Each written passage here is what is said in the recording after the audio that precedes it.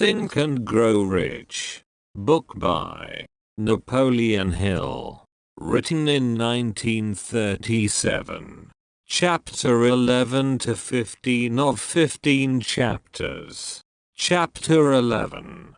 The Mystery of Sex Transmutation. The 10th Step Toward Riches. The meaning of the word transmute is, in simple language, the changing, or transferring of one element, or form of energy, into another. The emotion of sex brings into being a state of mind. Because of ignorance on the subject, this state of mind is generally associated with the physical, and because of improper influences, to which most people have been subjected, in acquiring knowledge of sex, things essentially physical have highly biased the mind. The emotion of sex has back of it the possibility of 3 constructive potentialities. They are: 1. The perpetuation of mankind. 2. The maintenance of health. As a therapeutic agency, it has no equal. 3. The transformation of mediocrity into genius through transmutation. Sex transmutation is simple and easily explained. It means the switching of the mind from thoughts of physical expression to thoughts of some other nature. Sex desire is the most powerful of human desires.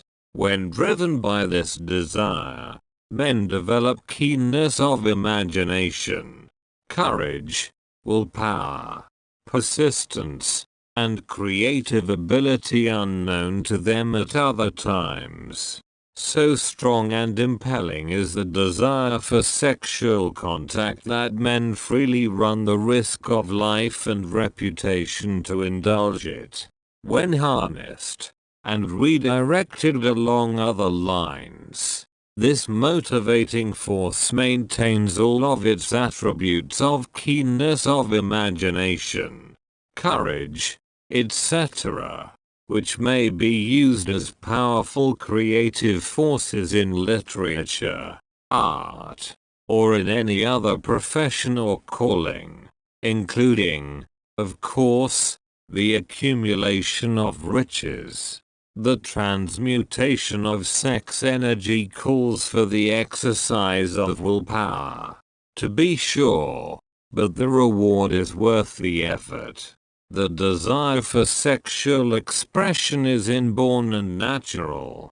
The desire cannot, and should not be submerged or eliminated, but it should be given an outlet through forms of expression which enrich the body, mind, and spirit of man. If not given this form of outlet, through transmutation, it will seek outlets through purely physical channels. A river may be dammed, and its water controlled for a time, but eventually, it will force an outlet.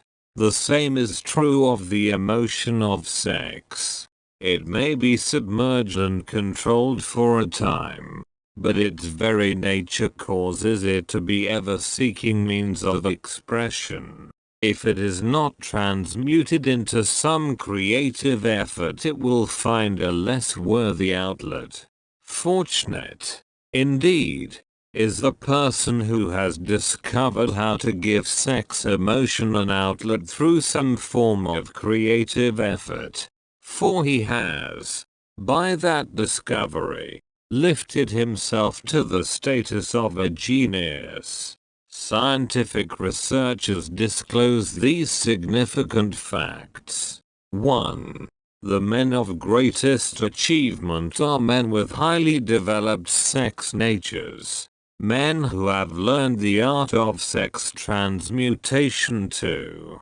The men who have accumulated great fortunes and achieved outstanding recognition in literature, art, industry, architecture, and the professions. were motivated by the influence of a woman. The research from which these astounding discoveries were made went back through the pages of biography and history for more than 2,000 years. Wherever there was evidence available in connection with the lives of men and women of great achievement, it indicated most convincingly that they possessed highly developed sex natures. The emotion of sex is an irresistible force, against which there can be no such opposition as an immovable body. When driven by this emotion, men become gifted with a superpower for action. Understand this truth, and you will catch the significance of the statement that sex transmutation will lift one to the status of a genius. The emotion of sex contains the secret of creative ability. Destroy the sex glands, whether in man or beast, and you have removed the major source of action. For proof of this, observe what happens to any animal after it has been castrated. A bull becomes as docile as a cow after it has been altered sexually. Sex alteration takes out of the male, whether man or beast, all the fight that was in him. Sex alteration of the female has the same effect. The 10 mind stimuli. The human mind responds to stimuli, through which it may be keyed up to high rates of vibration, known as enthusiasm, creative imagination, intense desire, etc. The stimuli to which the mind responds most freely are 1. The desire for sex expression. 2. Love. 3. A burning desire for fame, power, or financial gain, money. 4. Music. 5. Friendship between either those of the same sex, or those of the opposite sex. 6. A mastermind alliance based upon the harmony of 2 or more people who ally themselves for spiritual or temporal advancement. 7. Mutual suffering, such as that experienced by people who are persecuted. 8. Autosuggestion. 9. Fear. 10. Narcotics and alcohol. The desire for sex expression comes at the head of the list of stimuli, which most effectively step up the vibrations of the mind and start the wheels of physical action. 8 of these stimuli are natural and constructive. 2 are destructive. The list is here presented for the purpose of enabling you to make a comparative study of the major sources of mind stimulation. From this study, it will be readily seen that the emotion of sex is, by great odds, the most intense and powerful of all mind stimuli. This comparison is necessary as a foundation for proof of the statement that transmutation of sex energy may lift one to the status of a genius. Let us find out what constitutes a genius. Some wiseacre has said that a genius is a man who wears long hair, eats queer food, lives alone, and serves as a target for the joke makers. A better definition of a genius is a man who has discovered how to increase the vibrations of thought to the point where he can freely communicate with sources of knowledge not available through the ordinary rate of vibration of thought. The person who thinks will want to ask some questions concerning this definition of genius. The first question will be, How may one communicate with sources of knowledge which are not available through the ordinary rate of vibration of thought? The next question will be, are there known sources of knowledge which are able only to Jnana? And if so, what are these sources? And exactly how may they be reached? We shall offer proof of the soundness of some of the more important statements made in this book. Or at least we shall offer evidence through which you may secure your own proof through experimentation. And in doing so, we shall answer both of these questions. Genius is developed through the sixth sense. The reality of the sixth sense has been fairly well established. This sixth sense is creative imagination. The faculty of creative imagination is one which the majority of people never use during an entire lifetime, and if used at all, it usually happens by mere accident. A relatively small number of people use, with deliberation and purpose aforethought, the faculty of creative imagination. Those who use this faculty voluntarily, and with understanding of its functions, are genii. The faculty of creative imagination is the direct link between the finite mind of man and infinite intelligence, also called revelations, referred to in the realm of religion, and all discoveries of basic or new principles in the field of invention take place through the faculty of creative imagination. When ideas or concepts flash into one's mind, through what is popularly called a hunch, they come from one or more of the following sources. 1. Infinite intelligence. 2. One's subconscious mind, wherein is stored every sense impression and thought impulse which ever reached the brain through any of the 5 senses. 3. From the mind of some other person who has just released the thought, or picture of the idea or concept, through conscious thought. Or 4. From the other person's subconscious storehouse. There are no other known sources from which inspired ideas or hunches may be received. The creative imagination functions best when the mind is vibrating, due to some form of mind stimulation, at an exceedingly high rate. That is, when the mind is functioning at a rate of vibration higher than that of ordinary, normal thought. When brain action has been stimulated through one or more of the 10 mind stimulants, it has the effect of lifting the individual far above the horizon of ordinary thought, and permits him to envision distance, scope, and quality of thoughts not available on the lower plane, such as that occupied while one is engaged in the solution of the problems of business and professional routine.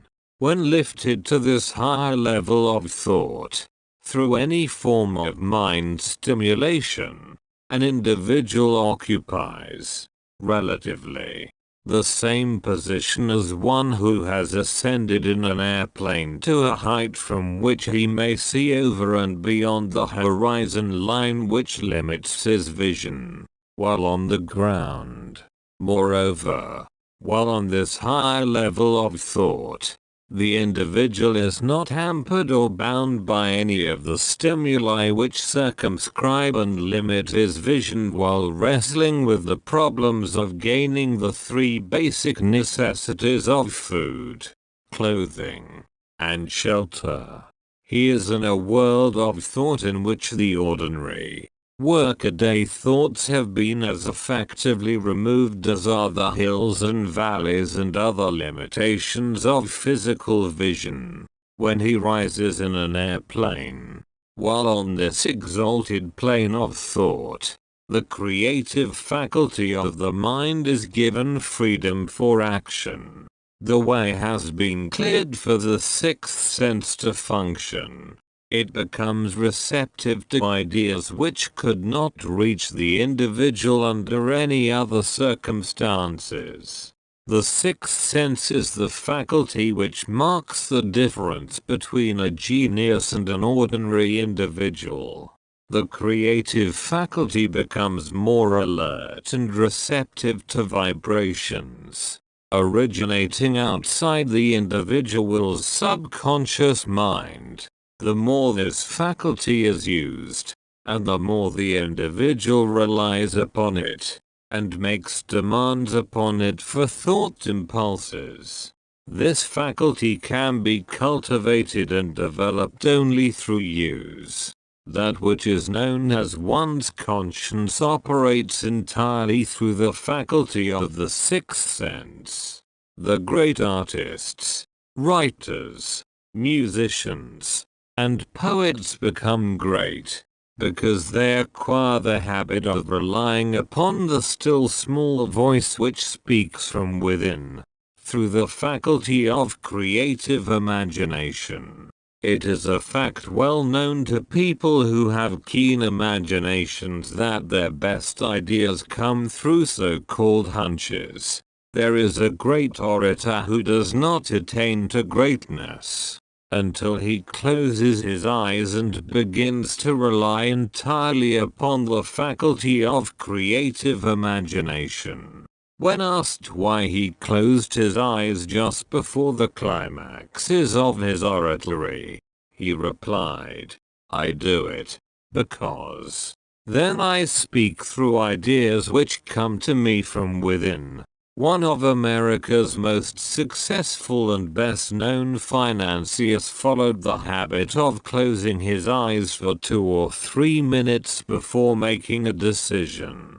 When asked why he did this, he replied, "With my eyes closed, I am able to draw upon a source of superior intelligence." The late Dr. Elmer O. Gates, of Chevy Chase, Maryland, created more than 200 useful patents, many of them basic, through the process of cultivating and using the creative faculty. His method is both significant and interesting to one interested in attaining to the status of genius, in which category Dr. Gates unquestionably belonged. Dr. Gates was one of the really great, though less publicized scientists of the world. In his laboratories, he had what he called his personal communication room. It was practically soundproof, and so arranged that all light could be shut out. It was equipped with a small table, on which he kept a pad of writing paper. In front of the table, on the wall, was an electric push button, which controlled the lights. When Dr. Gates desired to draw upon the forces available to him through his creative imagination, he would go into this room, seat himself at the table, shut off the lights, and concentrate upon the known factors of the invention on which he was working, remaining in that position until ideas began to flash into his mind in connection with the unknown factors of the invention. On one occasion, ideas came through so fast that he was forced to write for almost 3 hours.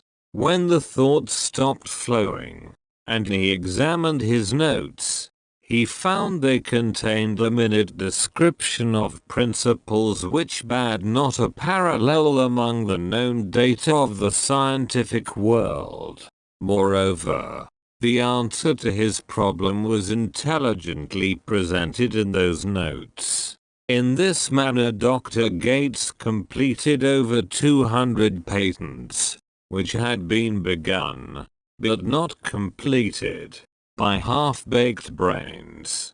Evidence of the truth of this statement is in the United States Patent Office. Dr. Gates earned his living by sitting for ideas for individuals and corporations. Some of the largest corporations in America paid him substantial fees, by the hour, for sitting for ideas. The reasoning faculty is often faulty, because it is largely guided by one's accumulated experience.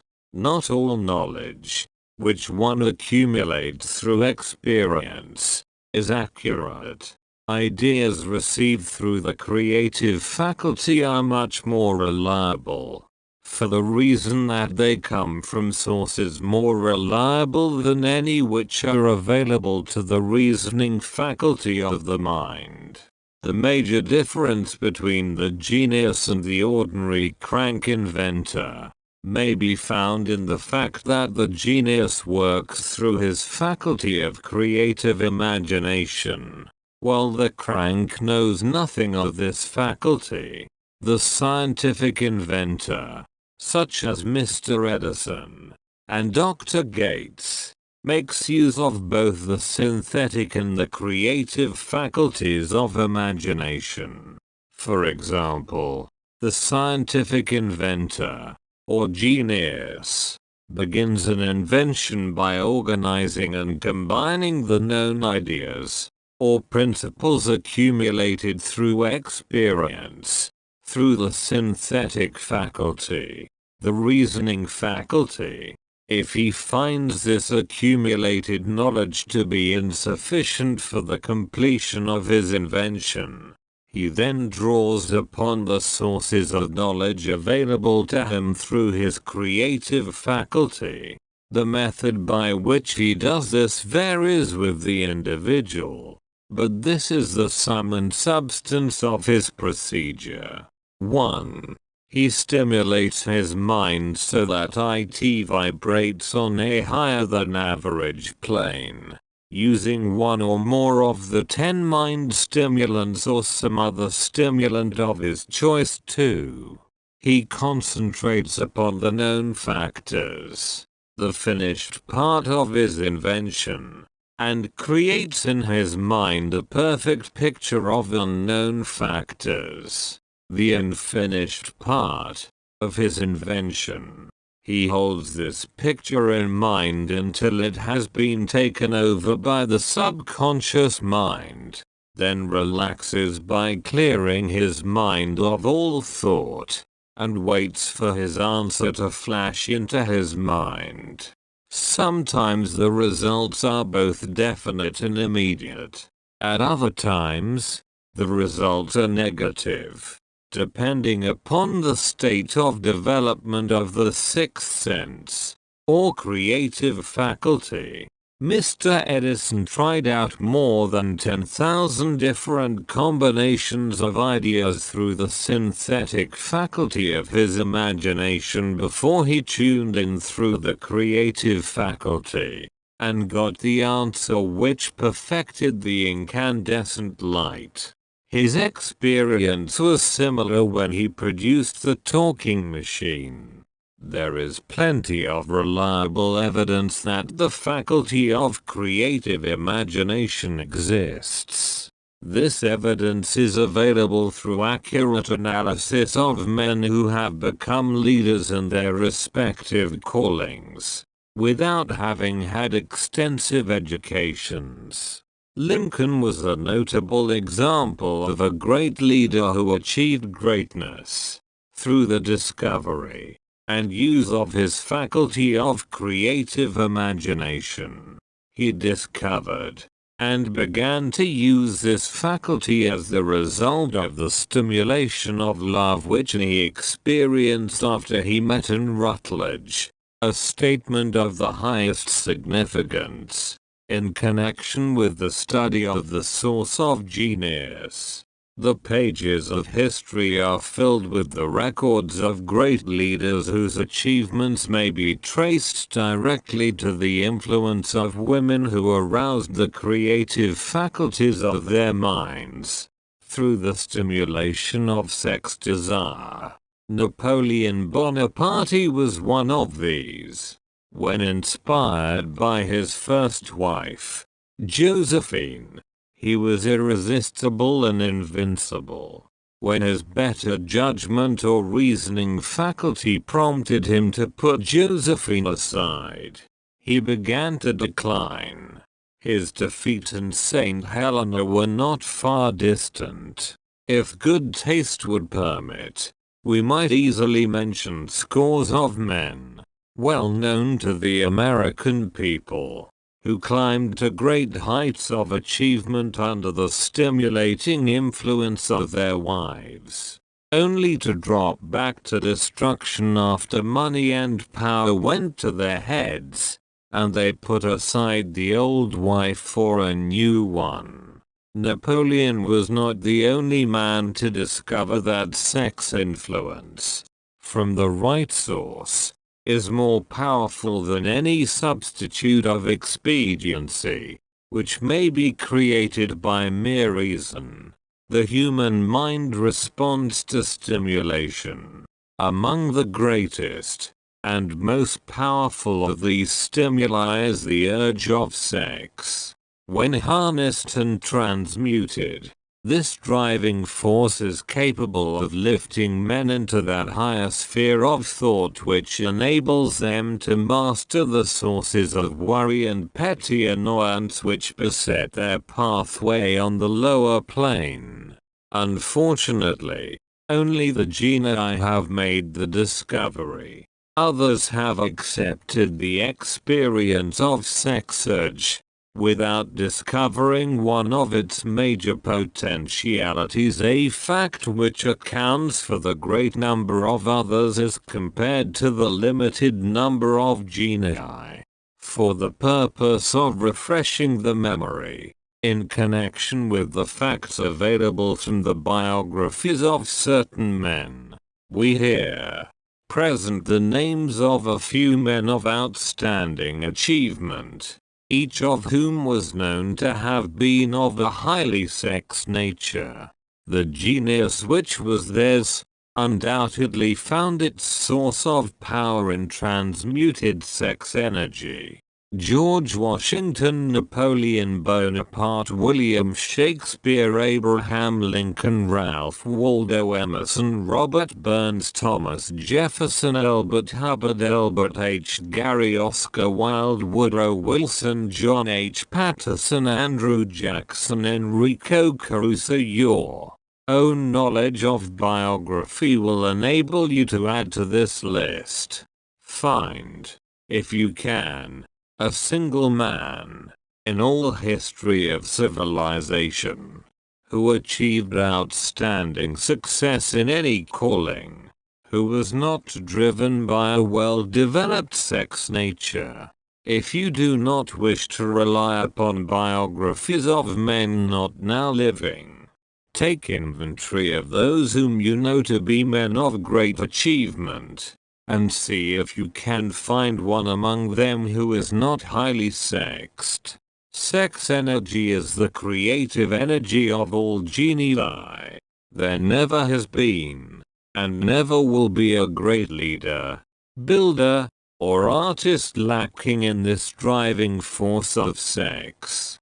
Surely no one will misunderstand these statements to mean that all who are highly sexed are genii. Man attains to the status of a genius only when, and if, he stimulates his mind so that it draws upon the forces available, through the creative faculty of the imagination. Chief among the stimuli with which this stepping up of the vibrations may be produced is sex energy. The mere possession of this energy is not sufficient to produce a genius. The energy must be transmuted from desire for physical contact, into some other form of desire and action, before it will lift one to the status of a genius. Far from becoming genius, because of great sex desires, the majority of men lower themselves, through misunderstanding and misuse of this great force, to the status of the lower animals. Why men seldom succeed before 40, I discovered, from the analysis of over 25,000 people, that men who succeed in an outstanding way seldom do so before the age of 40, and more often they do not strike their real pace until they are well beyond the age of 50. This fact was so astounding that it prompted me to go into the study of its cause most carefully, carrying the investigation over a period of more than 12 years. This study disclosed the fact that the major reason why the majority of men who succeed do not begin to do so before the age of 40 to 50 is their tendency to dissipate their energies through overindulgence in physical expression of the emotion of sex. The majority of men never learn that the urge of sex has other possibilities, which far transcend in importance that of mere physical expression. The majority of those who make this discovery do so after having wasted many years at a period when the sex energy is at its height, prior to the age of 45 to 50. This usually is followed by noteworthy achievement. The lives of many men up to, and sometimes well past the age of 40, reflect a continued dissipation of energies, which could have been more profitably turned into better channels. Their finer and more powerful emotions are sown wildly to the four winds. Out of this habit of the male grew the term, sowing his wild oats. The desire for sexual expression is by far the strongest and most impelling of all the human emotions. And for this very reason this desire, when harnessed and transmuted into action, other than that of physical expression, may raise one to the status of a genius. One of America's most able businessmen frankly admitted that his attractive secretary was responsible for most of the plans he created. He admitted that her presence lifted him to heights of creative imagination, such as he could experience under no other stimulus. One of the most successful men in America owes most of his success to the influence of a very charming young woman, who has served as his source of inspiration for more than 12 years. Everyone knows the man to whom this reference is made, but not everyone knows the real source of his achievements. History is not lacking in examples of men who attained to the status of genius as the result of the use of artificial mind stimulants in the form of alcohol and narcotics. Edgar Allan Poe wrote The Raven while under the influence of liquor, dreaming dreams that mortal never dared to dream before. James Whitcomb Riley did his best writing while under the influence of alcohol. Perhaps it was thus he saw the ordered intermingling of the real and the dream, the mill above the river, and the mist above the stream. Robert Burns wrote best when intoxicated. For auld lang syne, my dear, we'll take a cup of kindness yet. For auld lang syne. But let it be remembered that men as such men have destroyed themselves in the end. Nature has prepared her own potions with which men may safely stimulate their minds so they vibrate on a plane that enables them to tune into fine and rare thoughts which come from no man knows where. No satisfactory substitute for nature's stimulants has ever been found. It is a fact well known to psychologists that there is a very close relationship between sex desires and spiritual urges, a fact which accounts for the peculiar behavior of people who participate in the orgies known as religious revivals. Mourn among the primitive types. The world is ruled, and the destiny of civilization is established by the human emotions. People are influenced in their actions, not by reason so much as by feelings.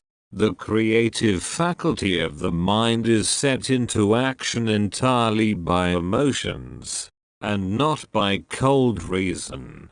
The most powerful of all human emotions is that of sex. There are other mind stimulants, some of which have been listed, but no one of them, nor all of them combined, can equal the driving power of sex.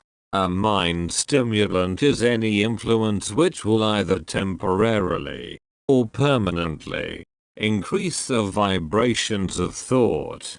The 10 major stimulants described are those most commonly resorted to. Through these sources one may commune with infinite intelligence, or enter, at will, the storehouse of the subconscious mind, either one's own, or that of another person. A procedure which is all there is of genius. A teacher who has trained and directed the efforts of more than 30,000 salespeople, made the astounding discovery that highly sexed men are the most efficient salesmen. The explanation is that the factor of personality known as personal magnetism is nothing more nor less than sex energy. Highly sexed people always have a plentiful supply of magnetism. Through cultivation and understanding, this vital force may be drawn upon and used to great advantage in the relationships between people. This energy may be communicated to others through the following media. 1. The handshake. The touch of the hand indicates, instantly, the presence of magnetism, or the lack of it. 2. The tone of voice. Magnetism, or sex energy, is the factor with which the voice may be colored, or made musical and charming. 3. Posture and carriage of the body. Highly sexed people move briskly and with grace and ease. 4. The vibrations of thought. Highly sexed people mix the emotion of sex with their thoughts, or may do so at will, and in that way, may influence those around them. 5. Body adornment. People who are highly sexed are usually very careful about their personal appearance. They usually select clothing of a style becoming to their personality, physique, complexion, etc. When employing salesmen, the more capable sales manager looks for the quality of personal magnetism as the first requirement of a salesman. People who lack sex energy will never become enthusiastic nor inspire others with enthusiasm. And enthusiasm is one of the most important requisites in salesmanship, no matter what one is selling. The public speaker, orator, preacher, lawyer, or salesman who is lacking in sex energy is a flop. as far as being able to influence others is concerned. Couple with this the fact that most people can be influenced only through an appeal to their emotions, and you will understand the importance of sex energy as a part of the salesman's native ability. Master salesmen attain the status of mastery in selling because they, either consciously or unconsciously, transmute the energy of sex into sales enthusiasm. In this statement may be found a very practical suggestion as to the actual meaning of sex transmutation. The salesman who knows how to take his mind off the subject of sex and direct it in sales effort with as much enthusiasm and determination as he would apply to its original purpose, has acquired the art of sex transmutation, whether he knows it or not. The majority of salesmen who transmute their sex energy do so without being in the least aware of what they are doing, or how they are doing it. Transmutation of sex energy calls for more willpower than the average person cares to use for this purpose. Those who find it difficult to summon willpower sufficient for transmutation may gradually acquire this ability. Though this requires willpower, the reward for the practice is more than worth the effort. The entire subject of sex is one with which the majority of people appear to be unpardonably ignorant. The urge of sex has been grossly misunderstood, slandered, and burlesqued by the ignorant and the evil-minded for so long that the very word sex is seldom used in polite society. Men and women who are known to be blessed, yes, blessed with highly sex natures, are usually looked upon as benign people who will bear watching. Instead of being called blessed, they are usually called cursed. Millions of people, even in this age of enlightenment, have inferiority complexes which they develop because of this false belief that a highly sexed nature is a curse. These statements of the virtue of sex energy should not be construed as justification for the libertine. The emotion of sex is a virtue only when used intelligently and with discrimination. It may be misused, and often is, to such an extent that it debases, instead of enriches, both body and mind. The better use of this power is the burden of this chapter. It seemed quite significant to the author when he made the discovery that practically every great leader, whom he had the privilege of analyzing, was a man whose achievements were largely inspired by a woman. In many instances, the woman in the case was a modest, self-denying wife, of whom the public had heard but little or nothing. In a few instances, the source of inspiration has been traced to the other woman. Perhaps such cases may not be entirely unknown to you. Intemperance in sex habits is just as detrimental as intemperance in habits of drinking and eating. In this age in which we live, an age which began with the World War, intemperance in habits of sex is common. This orgy of indulgence may account for the shortage of great leaders. No man can avail himself of the forces of his creative imagination while dissipating them.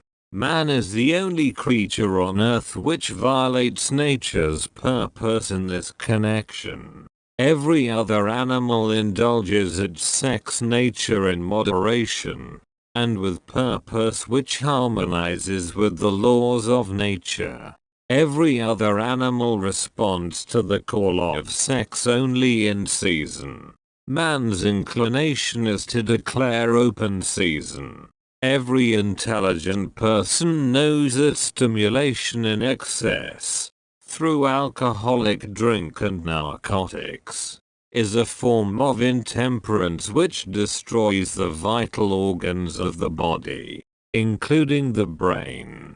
Not every person knows, however, that overindulgence in sex expression may become a habit as destructive and as detrimental to creative effort as narcotics or liquor. A sex madman is not essentially different than a dope madman. Both have lost control over their faculties of reason and willpower. Sexual overindulgence may not only destroy reason and willpower, but it may also lead to either temporary or permanent insanity. Many cases of hypochondria, imaginary illness, grow out of habits developed in ignorance of the true function of sex. From these brief references to the subject, it may be readily seen that ignorance on the subject of sex transmutation forces stupendous penalties upon the ignorant on the one hand, and withholds from them equally stupendous benefits on the other. Widespread ignorance on the subject of sex is due to the fact that the subject has been surrounded with mystery and beclouded by dark silence. The conspiracy of mystery and silence has had the same effect upon the minds of young people that the psychology of prohibition had. The result has been increased curiosity and desire to acquire more knowledge on this forgotten subject, and to the shame of all lawmakers and most physicians by training best qualified to educate youth on that subject, information has not been easily available. Seldom does an individual enter upon highly creative effort in any field of endeavor before the age of 40. The average man reaches the period of his greatest capacity to create between 40 and 60. These statements are based upon analysis of thousands of men and women who have been carefully observed. They should be encouraging to those who fail to arrive before the age of 40, and to those who become frightened at the approach of old age. Around the 40-year mark, the years between 40 and 50 are, as a rule, the most fruitful. Man should approach this age, not with fear and trembling, but with hope and eager anticipation. If you want evidence that most men do not begin to do their best work before the age of 40, study the records of the most successful men known to the American people, and you will find it. Henry Ford had not hit his pace of achievement until he had passed the age of 40. Andrew Carnegie was well past 40 before he began to reap the reward of his efforts. James J. Hill was still running a telegraph key at the age of 40. His stupendous achievements took place after that age. Biographies of American industrialists and financiers are filled with evidence that the period from 40 to 60 is the most productive age of man. Between the ages of 30 and 40, man begins to learn, if he ever learns, the art of sex transmutation. This discovery is generally accidental, and more often than otherwise, the man who makes it is totally unconscious of his discovery. he may observe that his powers of achievement have increased around the age of 35 to 40, but in most cases, he is not familiar with the cause of this change. That nature begins to harmonize the emotions of love and sex in the individual between the ages of 30 and 40, so that he may draw upon these great forces and apply them jointly as stimuli to action. Sex, alone, is a mighty urge to action, but its forces are like a cyclone. They are often uncontrollable. When the emotion of love begins to mix itself with the emotion of sex, the result is calmness of purpose, poise, accuracy of judgment, and balance. What person who has attained to the age of 40 is so unfortunate as to be unable to analyze these statements and to corroborate them by his own experience, when driven by his desire to please a woman, based solely upon the emotion of sex? A man may be, and usually is, capable of great achievement, but his actions may be disorganized, distorted, and totally destructive, when driven by his desire to please a woman, based upon the motive of sex alone.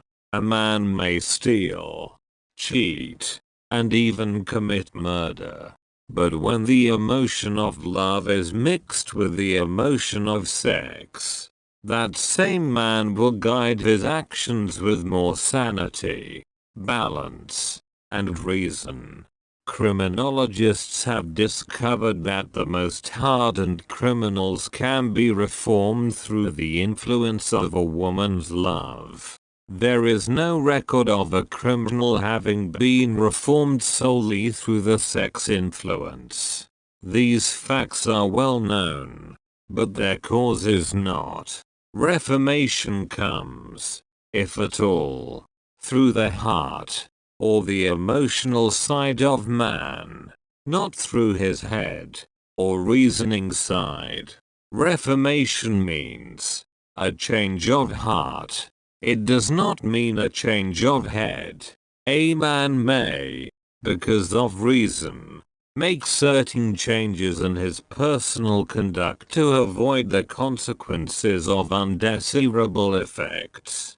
But genuine reformation comes only through a change of heart, through a desire to change.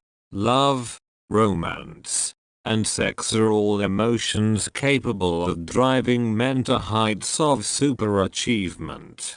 Love is the emotion which serves as a safety valve and ensures balance, poise, and constructive effort. When combined, these three emotions may lift one to an altitude of a genius.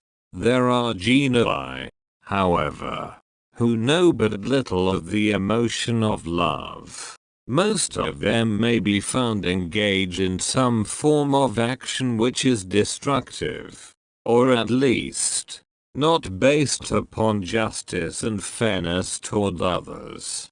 If good taste would permit, a dozen genii could be named in the field of industry and finance, who ride ruthlessly over the rights of their fellow men. They seem totally lacking in conscience. The reader can easily supply his own list of such men. The emotions are states of mind. Nature has provided man with a chemistry of the mind which operates in a manner similar to the principles of chemistry of matter.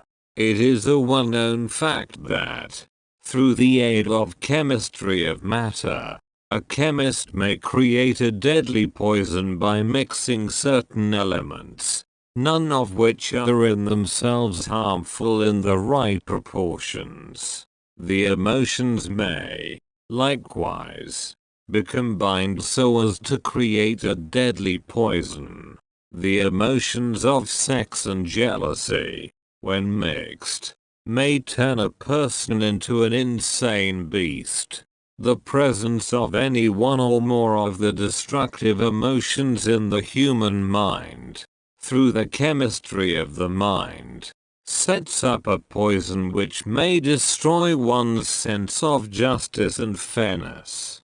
In extreme cases, the presence of any combination of these emotions in the mind may destroy one's reason. The road to genius consists of the development, control, and use of sex, love, and romance.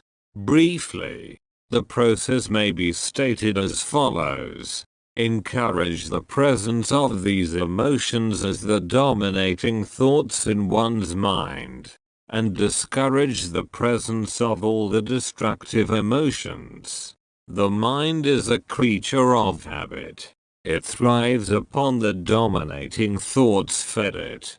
Through the faculty of willpower, one may discourage the presence of any emotion, and encourage the presence of any other.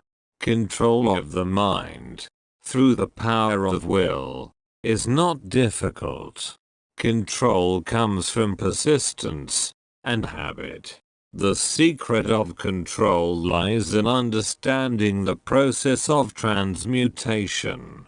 When any negative emotion presents itself in one's mind, it can be transmuted into a positive or constructive emotion by the simple procedure of changing one's thoughts. There is no other road to genius than through voluntary self-effort. A man may attain to great heights of financial or business achievement solely by the driving force of sex energy. But history is filled with evidence that he may, and usually does, carry with him certain traits of character which rob him of the ability to either hold or enjoy his fortune. This is worthy of analysis, thought, and meditation, for it states a truth, the knowledge of which may be helpful to women as well as men. Ignorance of this has cost thousands of people their privilege of happiness, even though they possessed riches. The emotions of love and sex leave their unmistakable marks upon the features. Moreover, these signs are so visible that all who wish may read them. The man who is driven by the storm of passion, based upon sex desires alone, plainly advertises that fact to the entire world, by the expression of his eyes, and the lines of his face. The emotion of love, when mixed with the emotion of sex, softens, modifies, and beautifies the facial expression. No character analyst is needed to tell you this, you may observe it for yourself. The emotion of love brings out, and develops, the artistic and the aesthetic nature of man. It leaves its impress upon one's very soul, even after the fire has been subdued by time and circumstance. Memories of love never pass. They linger, guide, and influence long after the source of stimulation has faded. There is nothing new in this. Every person who has been moved by genuine love knows that it leaves enduring traces upon the human heart. The effect of love endures, because love is spiritual in nature. The man who cannot be stimulated to great heights of achievement by love is hopeless. He is dead. Though he may seem to live, even the memories of love are sufficient to lift one to a higher plane of creative effort. The major force of love may spend itself and pass away, like a fire which has burned itself out, but it leaves behind indelible marks as evidence that it passed that way. Its departure often prepares the human heart for a still greater love. Go back into your yesterdays, at times, and bathe your mind in the beautiful memories of past love. It will soften the influence of the present worries and annoyances. It will give you a source of escape from the unpleasant realities of life. And maybe, who knows, your mind will yield you. During this temporary retreat into the world of fantasy, ideas, or plans which may change the entire financial or spiritual status of your life. If you believe yourself unfortunate, because you have loved and lost, perish the thought. One who has loved truly can never lose entirely. Love is whimsical and temperamental. Its nature is ephemeral and transitory. It comes when it pleases, and goes away without warning. Accept and enjoy it while it remains, but spend no time worrying about its departure. Worry will never bring it back. Dismiss, also, the thought that love never comes but once. Love may come and go, times without number. But there are no two love experiences which affect one in just the same way. There may be, and there usually is, one love experience which leaves a deeper imprint on the heart than all the others. But all love experiences are beneficial, except to the person who becomes resentful and cynical when love makes its departure. There should be no disappointment over love, and there would be none if people understood the difference between the emotions of love and sex.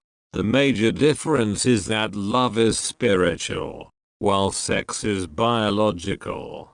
No experience, which touches the human heart with a spiritual force, can possibly be harmful, except through ignorance or jealousy. Love is, without question, life's greatest experience. It brings one into communion with infinite intelligence.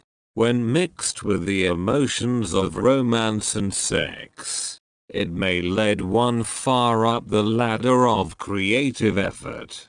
The emotions of love, sex, and romance are sides of the eternal triangle of achievement-building genius. Nature creates genii through no other force. Love is an emotion with many sides, shades, and colors. The love which one feels for parents or children is quite different from that which one feels for one's sweetheart. The one is mixed with the emotion of sex, while the other is not. The love which one feels in true friendship is not the same as that felt for one's sweetheart, parents, or children, but it, too, is a form of love. Then, there is the emotion of love for things inanimate, such as the love of nature's handiwork. But the most intense and burning of all these various kinds of love is that experienced in the blending of the emotions of love and sex. Marriage is not blessed with the eternal affinity of love, properly balanced and proportioned with sex, cannot be happy ones and seldom endure. Love alone will not bring happiness in marriage, nor will sex alone. When these two beautiful emotions are blended, marriage may bring about a state of mind closest to the spiritual that one may ever know on this earthly plane. When the emotion of romance is added to those of love and sex, the obstructions between the finite mind of man and infinite intelligence are removed. Then a genius has been born. What a different story is this than those usually associated with the emotion of sex. Here is an interpretation of the emotion which lifts it out of the commonplace and makes of it potter's clay in the hands of God, from which he fashions all that is beautiful and inspiring.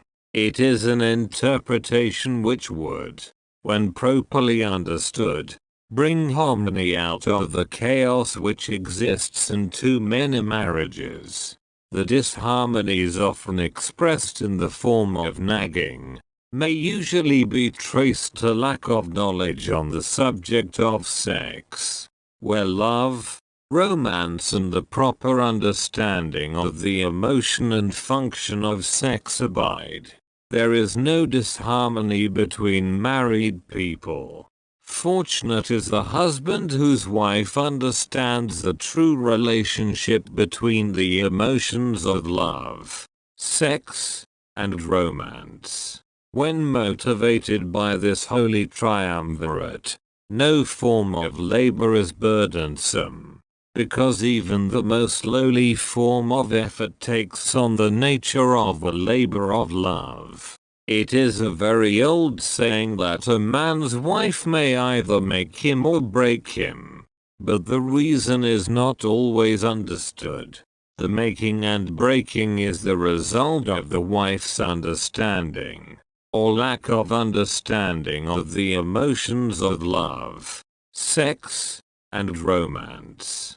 Despite the fact that men are polygamous, by the very nature of their biological inheritance, it is true that no woman has as great an influence on a man as his wife, unless he is married to a woman totally unsuited to his nature. If a woman permits her husband to lose interest in her, and become more interested in other women, it is usually because of her ignorance or indifference toward the subjects of sex, love, and romance. This statement presupposes, of course, that genuine love once existed between a man and his wife. The facts are equally applicable to a man who permits his wife's interest in him to die. Married people often bicker over a multitude of trivialities. If these are analyzed accurately, the real cause of the trouble will often be found to be indifference or ignorance on these subjects. Man's greatest motivating force is his desire to please woman. The hunter who excelled during prehistoric days, before the dawn of civilization, did so because of his desire to appear great in the eyes of woman.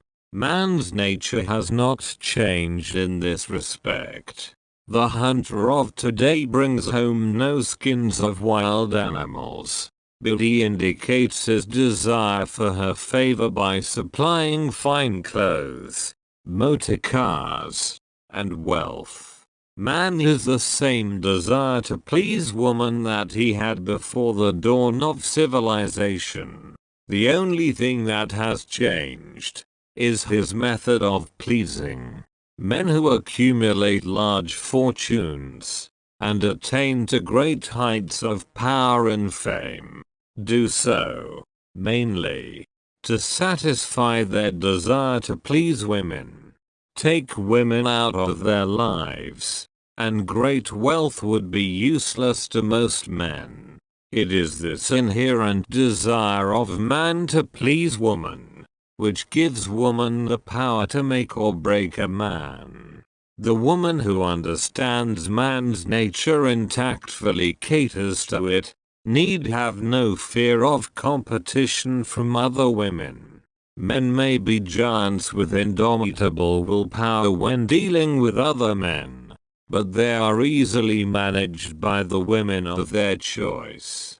Most men will not admit that they are easily influenced by the women they prefer, because it is in the nature of the male to want to be recognized as the stronger of the species. Moreover, the intelligent woman recognizes this manly trait and very wisely makes no issue of it.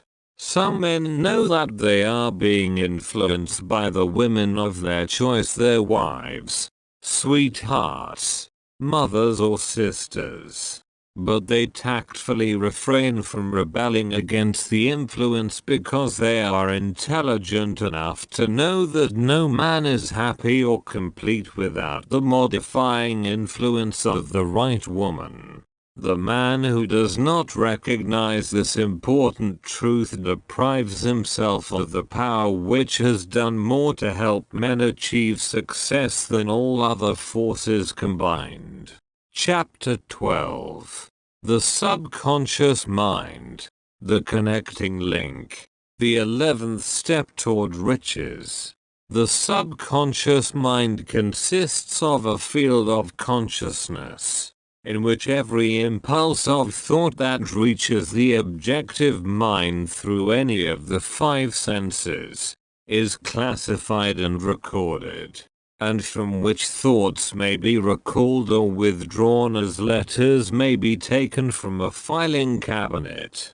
It receives and files sense impressions or thoughts, regardless of their nature.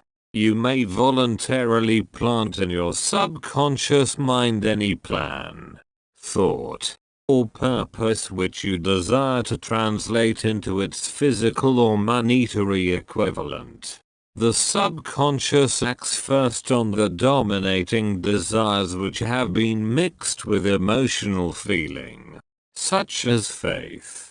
Consider this in connection with the instructions given in the chapter on desire, for taking the 6 steps there outlined, and the instructions given in the chapter on the building and execution of plans, and you will understand the importance of the thought conveyed. The subconscious mind works day and night, through a method of procedure unknown to man. The subconscious mind draws upon the forces of infinite intelligence for the power with which it voluntarily transmutes one's desires into their physical equivalent, making use always of the most practical media by which this end may be accomplished. You cannot entirely control your subconscious mind, but you can voluntarily hand over to it any plan, desire, or purpose which you wish transformed into concrete form. Read again instructions for using the subconscious mind in the chapter on autosuggestion. There is plenty of evidence to support the belief that the subconscious mind is the connecting link between the finite mind of man and infinite intelligence. It is the intermediary through which one may draw upon the forces of infinite intelligence at will. It, alone, contains the secret process by which mental impulses are modified and changed into their spiritual equivalent. It, alone, is the medium through which prayer may be transmitted to the source capable of answering prayer. The possibilities of creative effort connected with the subconscious mind are stupendous and imponderable. They inspire one with awe. I never approach the discussion of the subconscious mind without a feeling of littleness and inferiority due, perhaps, to the fact that man's entire stock of knowledge on this subject is so pitifully limited. The very fact that the subconscious mind is the medium of communication between the thinking mind of man and infinite intelligence is, of itself, a thought which almost paralyzes one's reason. After you have accepted, as a reality, the existence of the subconscious mind, and understand its possibilities, as a medium for transmuting your desires into their physical or monetary equivalent, you will comprehend the full significance of the instructions given in the chapter on desire. You will also understand why you have been repeatedly admonished to make your desires clear, and to reduce them to writing. You will also understand the necessity of persistence in carrying out instructions. The 13 principles are the stimuli with which you acquire the ability to reach and to influence your subconscious mind. Do not become discouraged if you can't not do this upon the first attempt. Remember that the subconscious mind may be voluntarily directed only through habit, under the directions given in the chapter on faith. You have not yet had time to master faith. Be patient. Be persistent. A good many statements in the chapters on faith and autosuggestion will be repeated here, for the benefit of your subconscious mind. Remember, your subconscious mind functions voluntarily, whether you make any effort to influence it or not.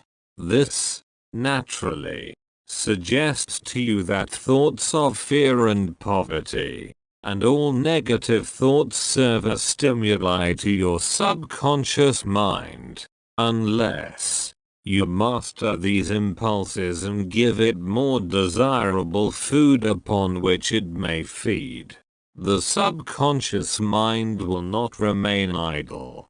If you fail to plant desires in your subconscious mind, it will feed upon the thoughts which reach it as the result of your neglect. We have already explained that thought impulses, both negative and positive, are reaching the subconscious mind continuously, from the 4 sources which were mentioned in the chapter on sex transmutation. For the present, it is sufficient if you remember that you are living daily, in the midst of all manner of thought impulses which are reaching your subconscious mind, without your knowledge. Some of these impulses are negative, some are positive. You are now engaged in trying to help shut oil the flow of negative impulses, and to aid in voluntarily influencing your subconscious mind through positive impulses of desire. When you achieve this, you will possess the key which unlocks the door to your subconscious mind. Moreover, you will control that door so completely that no undesirable thought may influence your subconscious mind. Everything which man creates begins in the form of a thought impulse. Man can create nothing which he does not first conceive in thought. Through the aid of the imagination, thought impulses may be assembled into plans. The imagination, when under control, may be used for the creation of plans or purposes that lead to success in one's chosen occupation.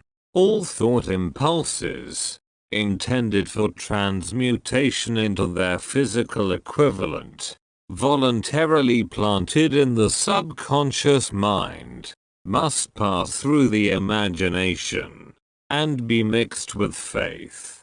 The mixing of faith with a plan, or purpose, intended for submission to the subconscious mind, may be done only through the imagination.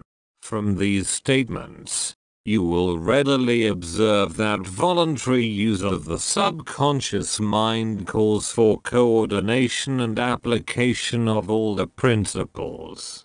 Ella Wheeler Wilcox gave evidence of her understanding of the power of the subconscious mind when she wrote, "You never can tell what a thought will do in bringing you hate or love, for thoughts are things, and their airy wings are swifter than carrier doves. They follow the law of the universe, each thing creates its kind, and they speed over the track to bring you back whatever went out from your mind." Mrs. Wilcox understood the truth that thoughts which go out from one's mind also embed themselves deeply in one's subconscious mind, where they serve as a magnet, pattern, or blueprint by which the subconscious mind is influenced while translating them into their physical equivalent. Thoughts are truly things, for the reason that every material thing begins in the form of thought energy. The subconscious mind is more susceptible to influence by impulses of thought mixed with feeling or emotion than by those originating solely in the reasoning portion of the mind. In fact, there is much evidence to support the theory that only emotionalized thoughts have any action influence upon the subconscious mind. It is a well-known fact that emotion or feeling rules the majority of people. If it is true that the subconscious mind responds more quickly to, and is influenced more readily by thought impulses which are well mixed with emotion, it is essential to become familiar with the more important of the emotions. There are 7 major positive emotions, and 7 major negative emotions. The negatives voluntarily inject themselves into the thought impulses, which ensure passage into the subconscious mind. The positives must be injected, through the principle of autosuggestion, into the thought impulses which an individual wishes to pass on to his subconscious mind. Instructions have been given in the chapter on autosuggestion. These emotions, or feeling impulses, may be likened to yeast in a loaf of bread, because they constitute the action element, which transforms thought impulses from the passive to the active state. Thus may one understand why thought impulses, which have been well mixed with emotion, are acted upon more readily than thought impulses originating in cold reason. You are preparing yourself to influence and control the inner audience of your subconscious mind, in order to hand over to it the desire for money, which you wish transmuted into its monetary equivalent. It is essential, therefore, that you understand the method of approach to this inner audience. You must speak its language, or it will not heed your call. It understands best the language of emotion or feeling. Let us, therefore, describe here the 7 major positive emotions, and the 7 major negative emotions, so that you may draw upon the positives, and avoid the negatives, when giving instructions to your subconscious mind. The 7 major positive emotions: the emotion of desire, the emotion of faith, the emotion of love, the emotion of sex, the emotion of enthusiasm, the emotion of romance, the emotion of hope. There are other positive emotions, but these are the 7 most powerful, and the ones most commonly used in creative effort. Master these 7 emotions. They can be mastered only by use, and the other positive emotions will be at your command when you need them. Remember, in this connection, that you are studying a book which is intended to help you develop a money consciousness by filling your mind with positive emotions. One does not become money conscious by filling one's mind with negative emotions. The 7 major negative emotions to be avoided: the emotion of fear, the emotion of jealousy, the emotion of hatred, the emotion of revenge, the emotion of greed, the emotion of superstition, the emotion of anger. Positive and negative emotions cannot occupy the mind at the same time. One or the other must dominate. It is your responsibility to make sure that positive emotions constitute the dominating influence of your mind. Here the law of habit will come to your aid. Form the habit of applying and using the positive emotions. Eventually, they will dominate your mind so completely that the negatives cannot enter it. Only by following these instructions literally and continuously can you gain control over your subconscious mind. The presence of a single negative in your conscious mind is sufficient to destroy all chances of constructive aid from your subconscious mind. If you are an observing person, you must have noticed that most people resort to prayer only after everything else has failed, or else they pray by a ritual of meaningless words. And, because it is a fact that most people who pray do so only after everything else has failed, they go to prayer with their minds filled with fear and doubt, which are the emotions the subconscious mind acts upon and passes on to infinite intelligence. Likewise, that is the emotion which infinite intelligence receives and acts upon. If you pray for a thing, but have fear as you pray, that you may not receive it, or that your prayer will not be acted upon by infinite intelligence, your prayer will have been in vain. Prayer does sometimes result in the realization of that for which one prays. If you have ever had the experience of receiving that for which you prayed, go back in your memory and recall your actual state of mind while you were praying, and you will know for sure that the theory here described is more than a theory. The time will come when the schools and educational institutions of the country will teach the science of prayer. Moreover, then prayer may be, and will be reduced to a science. When that time comes, it will come as soon as mankind is ready for it, and demands it. No one will approach the universal mind in a state of fear, for the very good reason that there will be no such emotion as fear. Ignorance, superstition, and false teaching will have disappeared, and man will have attained his true status as a child of infinite intelligence. A few have already attained this blessing. If you believe this prophecy is far-fetched, take a look at the human race in retrospect. Less than 100 years ago, men believed the lightning to be evidence of the wrath of God, and feared it.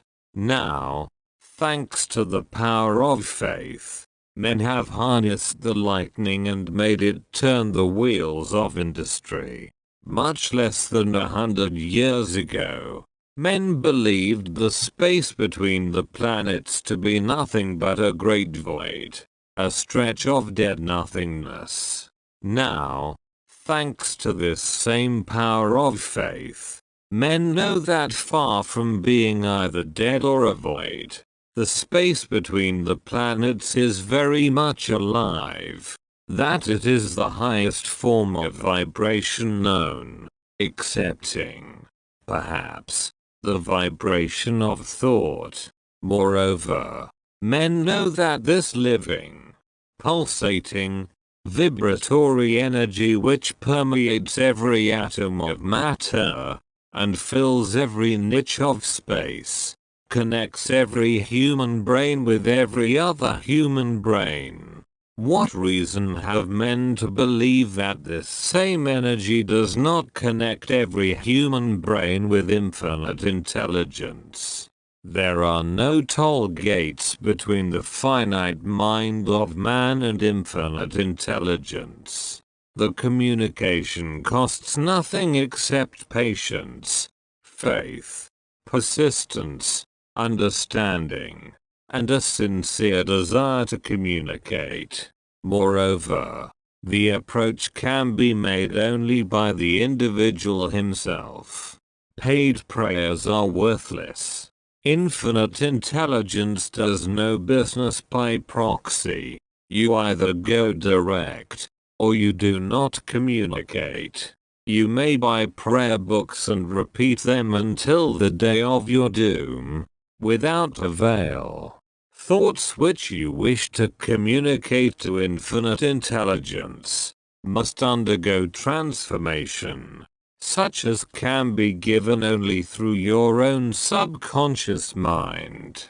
The method by which you may communicate with infinite intelligence is very similar to that through which the vibration of sound is communicated by radio. If you understand the working principle of radio, you of course know that sound cannot be communicated through the ether until it has been stepped up, or changed into a rate of vibration which the human ear cannot detect. The radio sending station picks up the sound of the human voice, and scrambles, or modifies it by stepping up the vibration millions of times. Only in this way can the vibration of sound be communicated through the ether. After this transformation has taken place, the ether picks up the energy, which originally was in the form of vibrations of sound, carries that energy to radio receiving stations, and these receiving sets step that energy back down to its original rate of vibration so it is recognized as sound. The subconscious mind is the intermediary, which translates one's prayers into terms which infinite intelligence can recognize, presents the message, and brings back the answer in the form of a definite plan or idea for procuring the object of the prayer. Understand this principle, and you will know why mere words read from a prayer book cannot, and will never serve as an agency of communication between the mind of man and infinite intelligence. Before your prayer will reach infinite intelligence, a statement of the author's theory only, it probably is transformed from its original thought vibration into terms of spiritual vibration. Faith is the only known agency which will give your thoughts a spiritual nature. Faith and fear make poor bedfellows. Where one is found, the other cannot exist. Chapter 13. The Brain, a broadcasting and receiving station for thought. The 12th step toward riches. More than 20 years ago, the author, working in conjunction with the late Dr. Alexander Graham Bell and Dr. Elmer O. Gates, observed that every human brain is both a broadcasting and receiving station for the vibration of thought. Through the medium of the ether, in a fashion similar to that employed by the radio broadcasting principle. Every human brain is capable of picking up vibrations of thought which are being released by other brains. In connection with the statement in the preceding paragraph, compare and consider the description of the creative imagination, as outlined in the chapter on imagination. The creative imagination is the receiving set of the brain, which receives thoughts, released by the brains of others. It is the agency of communication between one's conscious, or reasoning mind, and the four sources from which one may receive thought stimuli. When stimulated, or stepped up to a high rate of vibration, the mind becomes more receptive to the vibration of thought which reaches it through the ether from outside sources. This stepping up process takes place through the positive emotions, or the negative emotions. Through the emotions, the vibrations of thought may be increased. Vibrations of an exceedingly high rate are the only vibrations picked up and carried by the ether from one brain to another. Thought is energy traveling at an exceedingly high rate of vibration. Thought, which has been modified or stepped up by any of the major emotions, vibrates at a much higher rate than ordinary thought. And it is this type of thought which passes from one brain to another, through the broadcasting machinery of the human brain. The emotion of sex stands at the head of the list of human emotions, as far as intensity and driving force are concerned. The brain which has been stimulated by the emotion of sex vibrates at a much more rapid rate than it does when that emotion is quiescent or absent. The result of sex transmutation is the increase of the rate of vibration of thoughts to such a pitch that the creative imagination becomes highly receptive to ideas, which it picks up from the ether.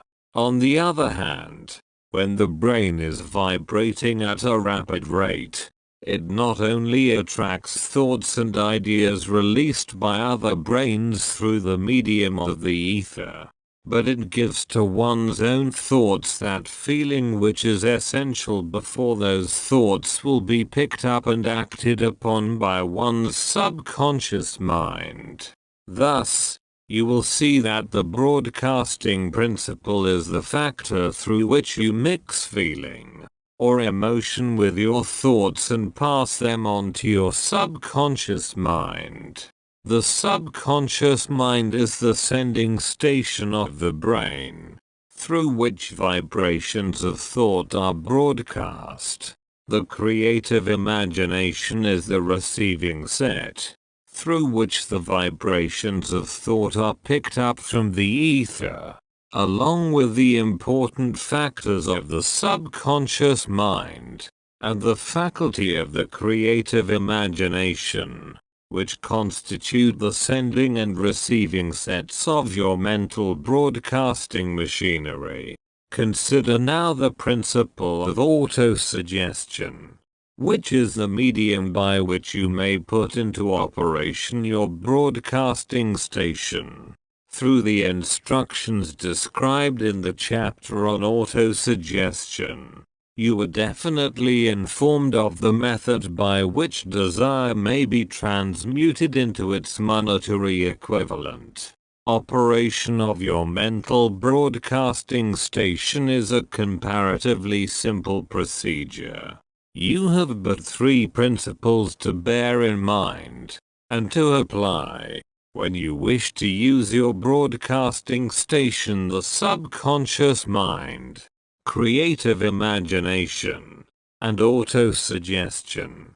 The stimuli through which you put these three principles into action have been described. The procedure begins with desire. The greatest forces are intangible. The Depression brought the world to the very borderline of understanding of the forces which are intangible and unseen.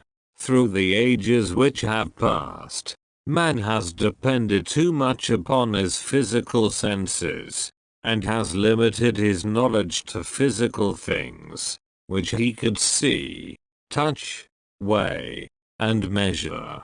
We are now entering the most marvelous of all ages, an age which will teach us something of the intangible forces of the world about us. Perhaps we shall learn, as we pass through this age, that the other self is more powerful than the physical self we see when we look into a mirror. Sometimes men speak lightly of the intangibles, the things which they cannot perceive through any of their five senses, and when we hear them, it should remind us that all of us are controlled by forces which are unseen and intangible.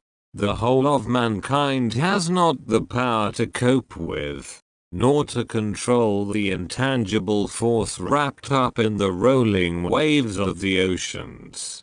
Man has not the capacity to understand the intangible force of gravity, which keeps this little earth suspended in midair, and keeps man from falling from it, much less the power to control that force. Man is entirely subservient to the intangible force which comes with a thunderstorm, and he is just as helpless in the presence of the intangible force of electricity. Nay, he does not even know what electricity is, where it comes from, or what is its purpose. Nor is this by any means the end of man's ignorance in connection with things unseen and intangible. He does not understand the intangible force and intelligence wrapped up in the soil of the earth, the force which provides him with every morsel of food he eats, every article of clothing he wears, every dollar he carries in his pockets. The dramatic story of the brain. Last, but not least, man, with all of his boasted culture and education, understands little or nothing of the intangible force, the greatest of all the intangibles of thought. He knows but little concerning the physical brain, and its vast network of intricate machinery through which the power of thought is translated into its material equivalent. But he is now entering an age which shall yield enlightenment on the subject. Already men of science have begun to turn their attention to the study of the stupendous thing called a brain, and, while they are still in the kindergarten stage of their studies, they have uncovered enough knowledge to know that the central switchboard of the human brain, the number of lines which connect the brain cells one with another, equal the figure 1, followed by 15 million ciphers. The figure is so stupendous, said Dr. C. Judson Herrick, of the University of Chicago, that astronomical figures dealing with hundreds of millions of light years become insignificant by comparison. It has been determined that there are from 10 billion to 14 billion nerve cells in the human cerebral cortex, and we know that these are arranged in definite patterns. These arrangements are not haphazard, they are orderly. Recently developed methods of electrophysiology draw off action currents from very precisely located cells, or fibers with microelectrodes, amplify them with radio tubes, and record potential differences to a millionth of a volt. It is inconceivable that such a network of intricate machinery should be in existence for the sole purpose of carrying on the physical functions incidental to growth and maintenance of the physical body. Is it not likely that the same system, which gives billions of brain cells the media for communication one with another, provides also the means of communication with other intangible forces? After this book had been written, just before the manuscript went to the publisher, there appeared in the New York Times an editorial showing that at least one great university and one intelligent investigator in the field of mental phenomena are carrying on an organized research through which conclusions have been reached that parallel many of those described in the following chapter. The editorial briefly analyzed the work carried on by Dr. Rhine and his associates at Duke University, viz. What is telepathy? A month ago we cited on this page some of the remarkable results achieved by Professor Rhine and his associates in Duke University from more than 100,000 tests to determine the existence of telepathy and clairvoyance. These results were summarized in the first two articles in Harper's Magazine. In the second, which has now appeared, the author, E.H. Wright, attempts to summarize what has been learned, or what it seems reasonable to infer, regarding the exact nature of these extrasensory modes of perception. The actual existence of telepathy and clairvoyance now seems to some scientists enormously probable as the result of Rhine's experiments. Various percipients were asked to name as many cards in a special pack as they could without looking at them and without other sensory access to them. About a score of men and women were discovered who could regularly name so many of the cards correctly that there was not one chance in many a million of their having done their feats by luck or accident. But how did they do them? These powers, assuming that they exist, do not seem to be sensory. There is no known organ for them. The experiments work just as well at distances of several hundred miles as they did in the same room. These facts also dispose, in Mr. Wright's opinion, of the attempt to explain telepathy or clairvoyance through any physical theory of radiation. All known forms of radiant energy decline inversely as the square of the distance traversed. Telepathy and clairvoyance do not, but they do vary through physical causes as our other mental powers do. Contrary to widespread opinion, they do not improve when the percipient is asleep or half asleep, but, on the contrary, when he is most wide awake and alert. Rhine discovered that a narcotic will invariably lower a percipient's score, while a stimulant will always send it higher. The most reliable performer apparently cannot make a good score unless he tries to do his best. One conclusion that Wright draws with some confidence is that telepathy and clairvoyance are really one and the same gift. That is, the faculty that sees a card face down on a table seems to be exactly the same one that reads a thought residing only in another mind. There are several grounds for believing this. So far, for example, The two gifts have been found in every person who enjoys either of them. In everyone so far the two have been of equal vigor. Almost exactly. Screens, walls, distances have no effect at all on either.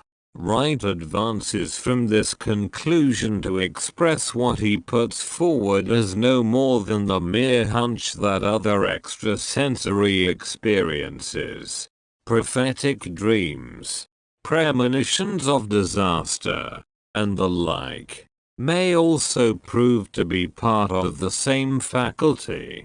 The reader is not asked to accept any of these conclusions unless he finds it necessary, but the evidence that Rhine has piled up must remain impressive. In view of Dr. Rhine's announcement in connection with the conditions under which the mind responds to what he terms extrasensory modes of perception, I now feel privileged to add to his testimony by stating that my associates and I have discovered what we believe to be the ideal conditions under which the mind can be stimulated so that the sixth sense described in the next chapter can be made to function in a practical way.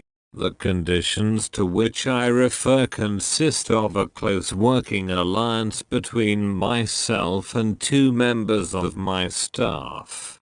Through experimentation and practice, we have discovered how to stimulate our minds by applying the principle used in connection with the invisible counselors described in the next chapter, so that we can, by a process of blending our three minds into one, find the solution to a great variety of personal problems which are submitted by my clients.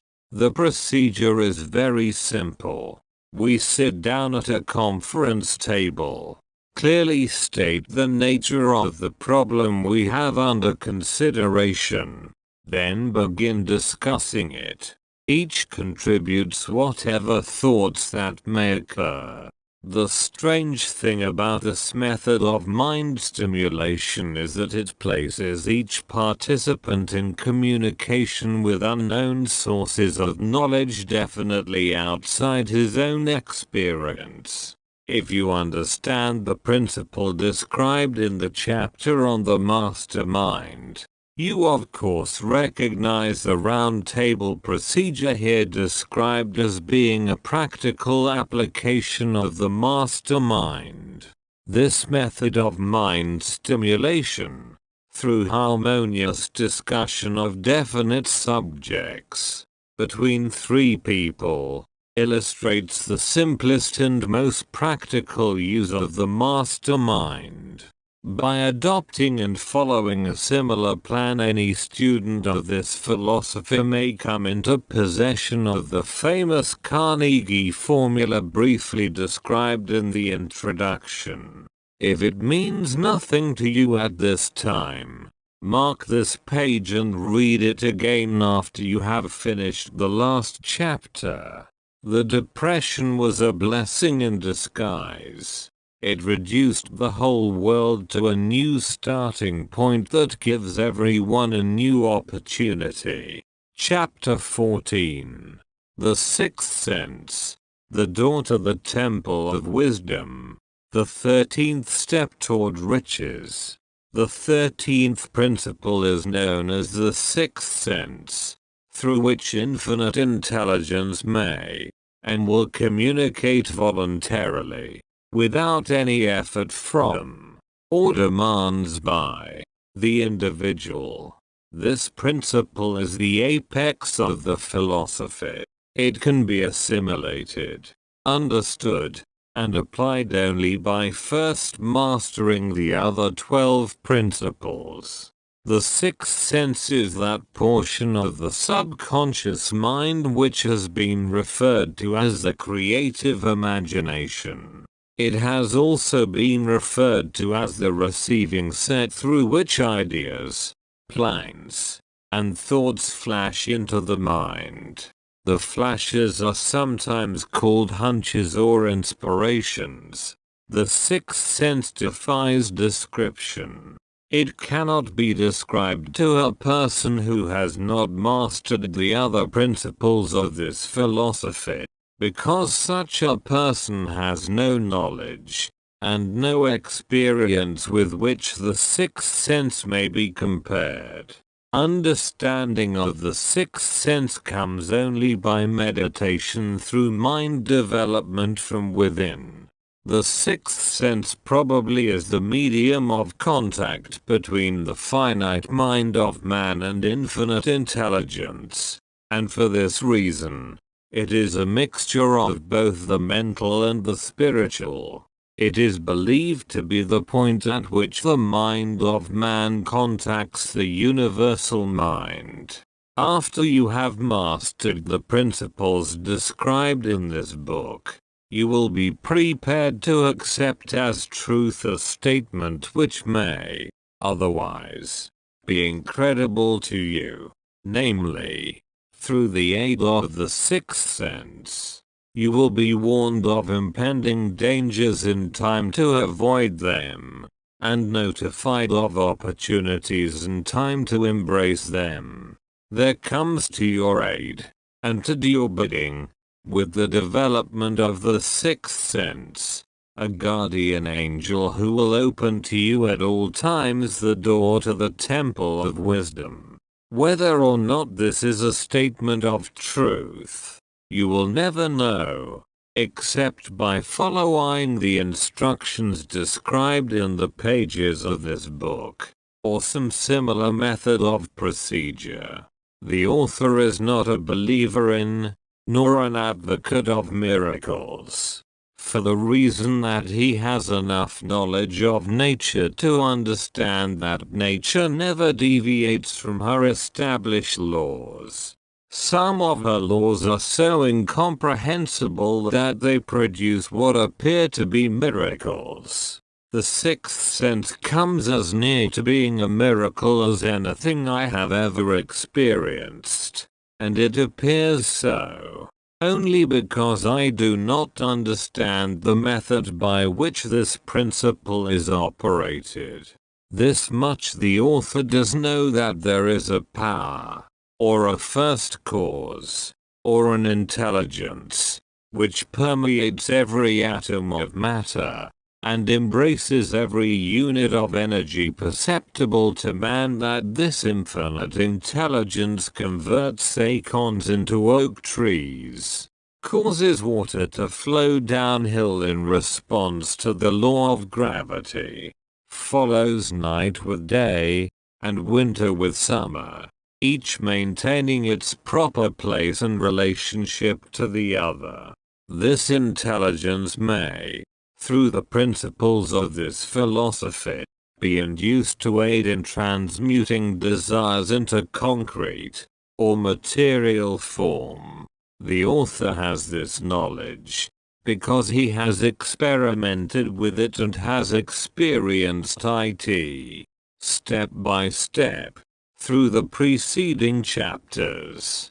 You have been led to this, the last principle. If you have mastered each of the preceding principles, you are now prepared to accept, without being skeptical, the stupendous claims made here.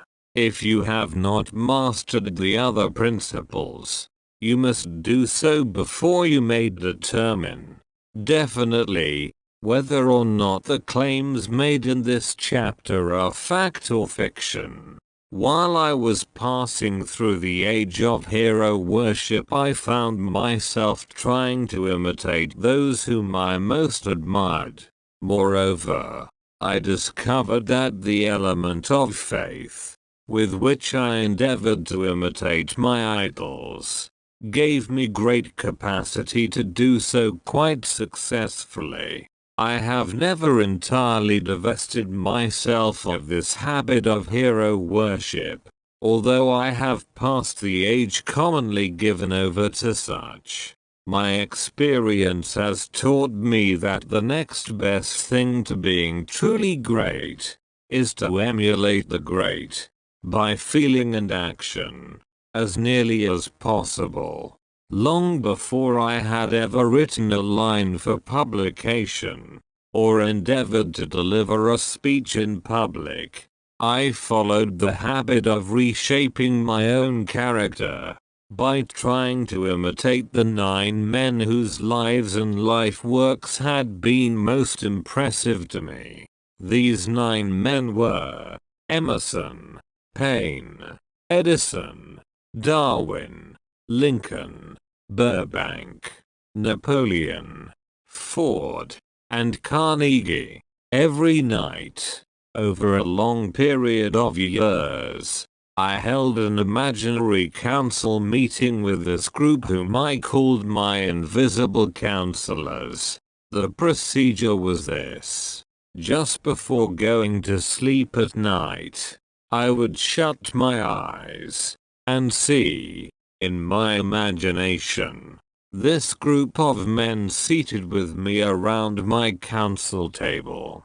Here I had not only an opportunity to sit among those whom I considered to be great, but I actually dominated the group by serving as the chairman. I had a very definite purpose in indulging my imagination through these nightly meetings. My purpose was to rebuild my own character so it would represent a composite of the characters of my imaginary counselors. Realizing, as I did, early in life, that I had to overcome the handicap of birth in an environment of ignorance and superstition, I deliberately assigned myself the task of voluntary rebirth through the method here described. Building character through autosuggestion. Being an earnest student of psychology, I knew, of course, that all men have become what they are because of their dominating thoughts and desires. I knew that every deeply seated desire has the effect of causing one to seek outward expression through which that desire may be transmuted into reality. I knew that self-suggestion is a powerful factor in building character, that it is, in fact, the sole principle through which character is builded. With this knowledge of the principles of mind operation, I was fairly well armed with the equipment needed in rebuilding my character. In these imaginary council meetings I called on my cabinet members for the knowledge I wished each to contribute, addressing myself to each member in audible words, as follows. Mr. Emerson, I desire to acquire from you the marvelous understanding of nature which distinguished your life.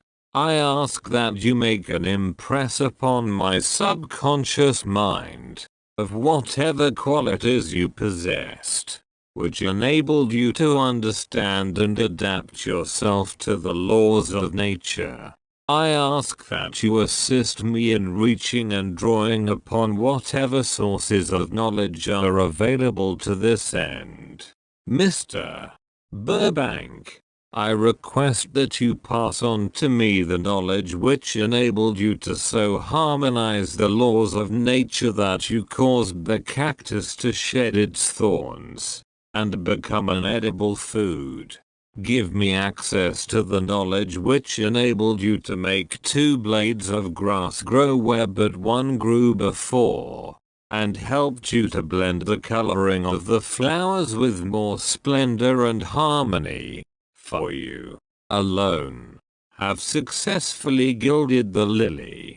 Napoleon, I desire to acquire from you, by emulation, the marvelous ability you possess to inspire men, and to arouse them to greater and more determined spirit of action. Also to acquire the spirit of enduring faith, which enabled you to turn defeat into victory, and to surmount staggering obstacles. Emperor of Fate, King of Chance, Man of Destiny, I salute you. Mr. Pain, I desire to acquire from you the freedom of thought and the courage and clarity with which to express convictions, which so distinguished you. Mr. Darwin, I wish to acquire from you the marvelous patience and ability to study cause and effect, without bias or prejudice, so exemplified by you in the field of natural science. Mr.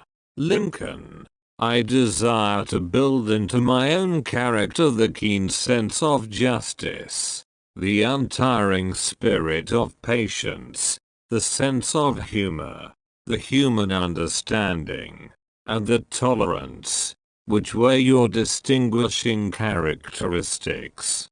Mr.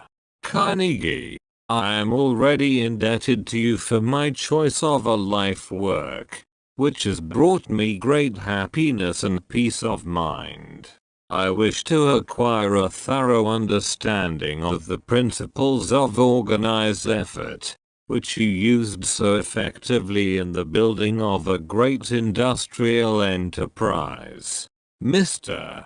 Ford, you have been among the most helpful of the men who have supplied much of the material essential to my work.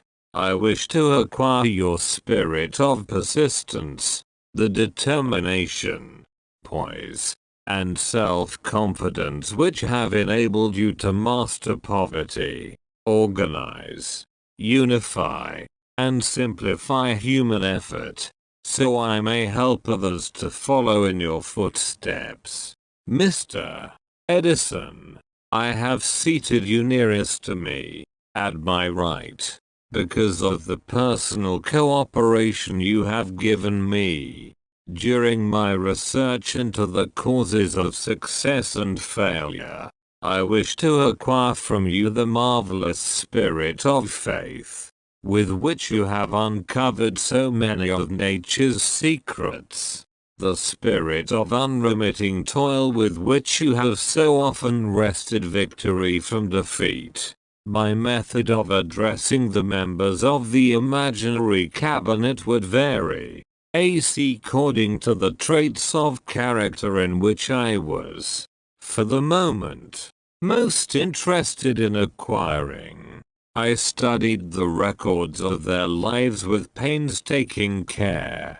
After some months of this nightly procedure, I was astounded by the discovery that these imaginary figures became apparently real. Each of these 9 men developed individual characteristics, which surprised me. For example, Lincoln developed the habit of always being late, then walking around in solemn parade. When he came, he walked very slowly, with his hands clasped behind him, and once in a while, he would stop as he passed, and rest his hand, momentarily, upon my shoulder. He always wore an expression of seriousness upon his face. Rarely did I see him smile. The cares of a sundered nation made him grave. That was not true of the others. Burbank and Payne often indulged in witty repartee which seemed, at times, to shock the other members of the cabinet. One night Payne suggested that I prepare a lecture on the age of reason, and deliver it from the pulpit of a church which I formerly attended. Many around the table laughed heartily at the suggestion. Not Napoleon. He drew his mouth down at the corners and groaned so loudly that all turned and looked at him with amazement. To him the church was but a pawn of the state, not to be reformed, but to be used, as a convenient inciter to mass activity by the people. On one occasion Burbank was late. When he came, he was excited with enthusiasm, and explained that he had been late because of an experiment he was making, through which he hoped to be able to grow apples on any sort of tree. Paine chided him by reminding him that it was an apple which started all the trouble between man and woman. Darwin chuckled heartily as he suggested that Paine should watch out for little serpents when he went into the forest to gather apples, as they had the habit of growing into big snakes. Emerson observed no serpents, no apples, and Napoleon remarked, "No apples, no state." Lincoln developed the habit of always being the last one to leave the table after each meeting. On one occasion, he leaned across the end of the table, his arms folded, and remained in that position for many minutes. I made no attempt to disturb him. Finally, he lifted his head slowly, got up and walked to the door, then turned around, came back, and laid his hand on my shoulder and said, "My boy, you will need much courage if you remain steadfast in carrying out your purpose in life. But remember, when difficulties overtake you, the common people have common sense. Adversity will develop it." One evening Edison arrived ahead of all the others. He walked over and seated himself at my left, where Emerson was accustomed to sit, and said, "You are destined to witness the discovery of the secret of life. When the time comes, you will observe that life consists of great swarms of energy, or entities, each as intelligent as human beings think themselves to be. These units of life group together like hives of bees, and remain together until they disintegrate, through lack of harmony. These units have differences of opinion, the same as human beings, and often fight among themselves. These meetings which you are conducting will be very helpful to you. They will bring to your rescue some of the same units of life which served the members of your cabinet during their lives. These units are eternal. They never die. Your own thoughts and desires serve as the magnet which attracts units of life from the great ocean of life out there. Only the friendly units are attracted, the ones which harmonize with the nature of your desires." The other members of the cabinet began to enter the room. Edison got up and slowly walked around to his own seat. Edison was still living when this happened. It impressed me so greatly that I went to see him and told him about the experience. He smiled broadly and said, "Your dream was more a reality than you may imagine it to have been." He added no further explanation to his statement. These meetings became so realistic that I became fearful of their consequences, and discontinued them for several months. The experiences were so uncanny, I was afraid if I continued them I would lose sight of the fact that the meetings were purely experiences of my imagination. Some 6 months after I had discontinued the practice, I was awakened one night, or thought I was, when I saw Lincoln standing at my bedside. He said, "The world will soon need your services. It is about to undergo a period of chaos which will cause men and women to lose faith and become panic-stricken. Go ahead with your work and complete your philosophy. That is your mission in life. If you neglect it, for any cause whatsoever, you will be reduced to a primal state, and be compelled to retrace the cycles through which you have passed during thousands of years. I was unable to tell, the following morning, whether I had dreamed this, or had actually been awake, and I have never since found out which it was. But I do know that the dream, if it were a dream, was so vivid in my mind the next day that I resumed my meetings the following night. At our next meeting, the members of my cabinet all filed into the room together, and stood at their accustomed places at the council table, while Lincoln raised a glass and said, "Gentlemen, let us drink a toast to a friend who has returned to the fold." After that, I began to add new members to my cabinet, until now it consists of more than 50, among them Christ, St. Paul, Galileo, Copernicus, Aristotle, Plato, Socrates, Homer, Voltaire, Bruno, Spinoza, Drummond, Kant, Schopenhauer, Newton, Confucius, Albert Hubbard, Bran, Ingersoll, Wilson, and William James. This is the first time that I have had the courage to mention this. Heretofore, I have remained quiet on the subject, because I knew, from my own attitude in connection with such matters, that I would be misunderstood if I described my unusual experience. I have been emboldened now to reduce my experience to the printed page, because I am now less concerned about what they say than I was in the years that have passed.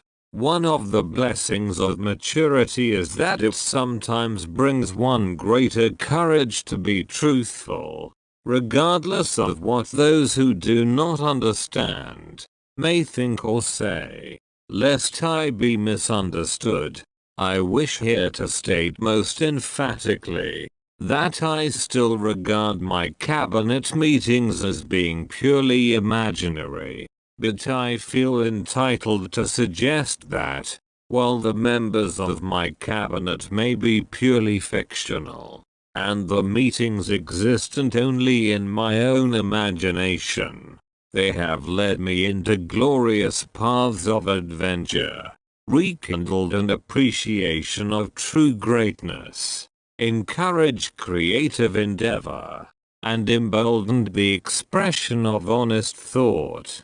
Somewhere in the cell structure of the brain is located an organ which receives vibrations of thought ordinarily called hunches. So far, science has not discovered where this organ of the sixth sense is located, but this is not important. The fact remains that human beings do receive accurate knowledge through sources other than the physical senses. Such knowledge, generally, is received when the mind is under the influence of extraordinary stimulation.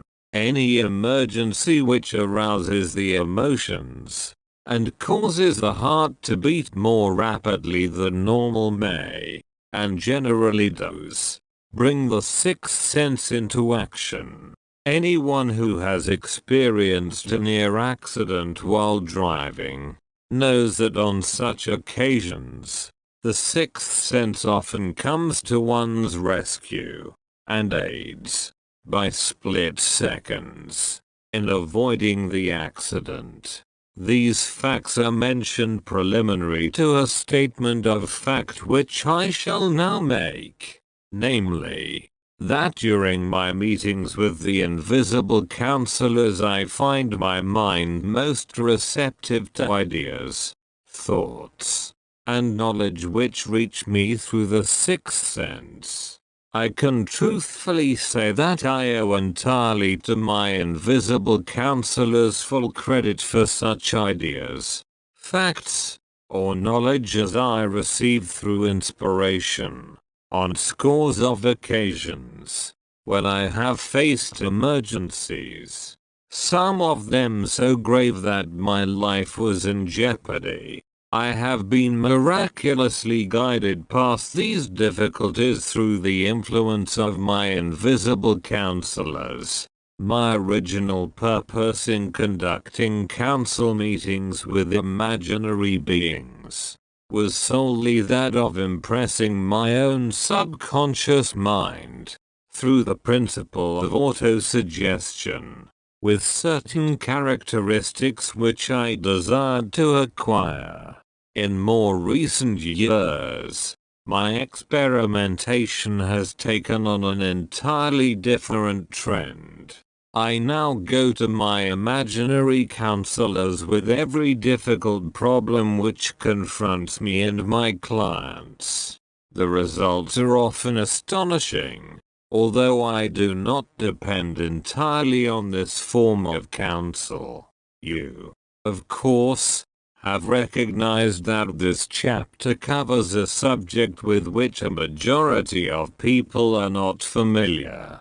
The sixth sense is a subject that will be of great interest and benefit to the person whose aim is to accumulate vast wealth, but it need not claim the attention of those whose desires are more modest. Henry Ford undoubtedly understands and makes practical use of the sixth sense. His vast business and financial operations make it necessary for him to understand and use this principle. The late Thomas A. Edison understood and used the sixth sense in connection with the development of inventions, especially those involving basic patents, in connection with which he had no human experience and no accumulated knowledge to guide him, as was the case while he was working on the talking machine and the moving picture machine. Nearly all great leaders, such as Napoleon, Bismarck, Joan of Arc, Christ, Buddha, Confucius, and Mohammed, understood, and probably made use of the sixth sense almost continuously. The major portion of their greatness consisted of their knowledge of this principle. The sixth sense is not something that one can take off and put on at will. Ability to use this great power comes slowly, through application of the other principles outlined in this book. Seldom does any individual come into workable knowledge of the sixth sense before the age of 40. More often the knowledge is not available until one is well past 50, and this, for the reason that the spiritual forces, with which the sixth sense is so closely related, do not mature and become usable except through years of meditation, self-examination, and serious thought. No matter who you are, or what may have been your purpose in reading this book, you can profit by it without understanding the principle described in this chapter. This is especially true if your major purpose is that of accumulation of money or other material things. The chapter on the sixth sense was included because the book is designed for the purpose of presenting a complete philosophy by which individuals may unerringly guide themselves in attaining whatever they ask of life.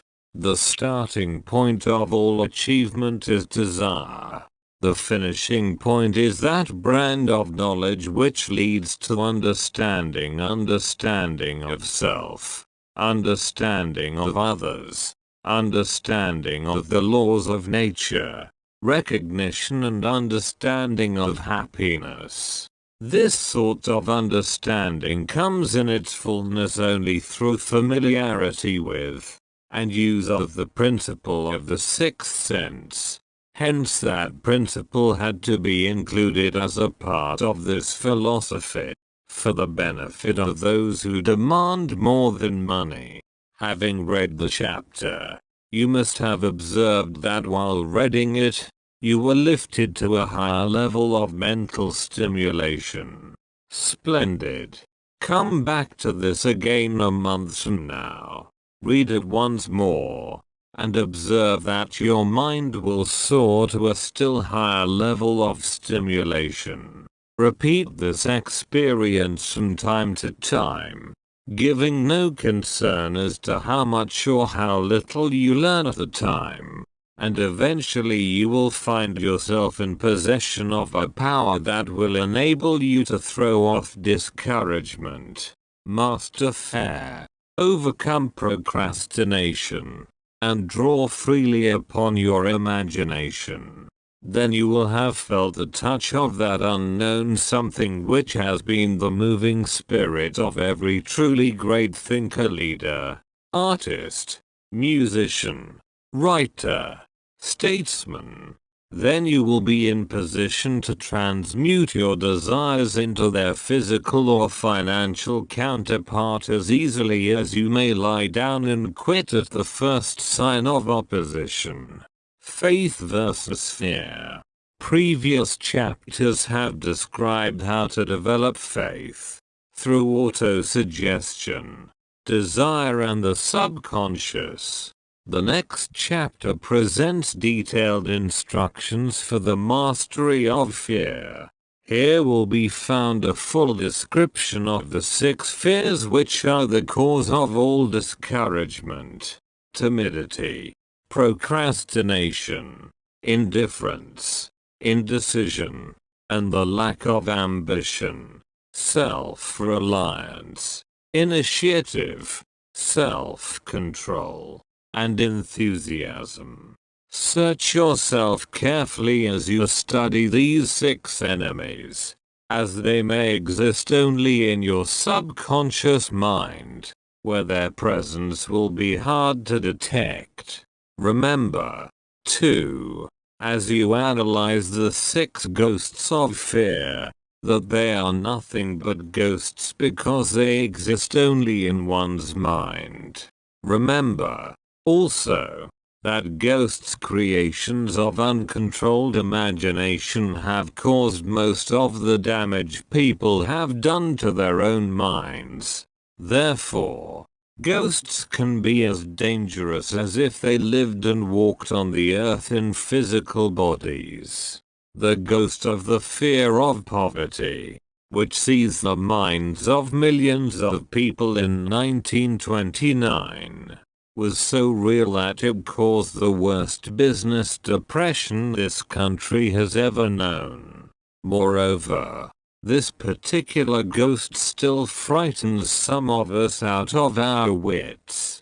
Chapter 15.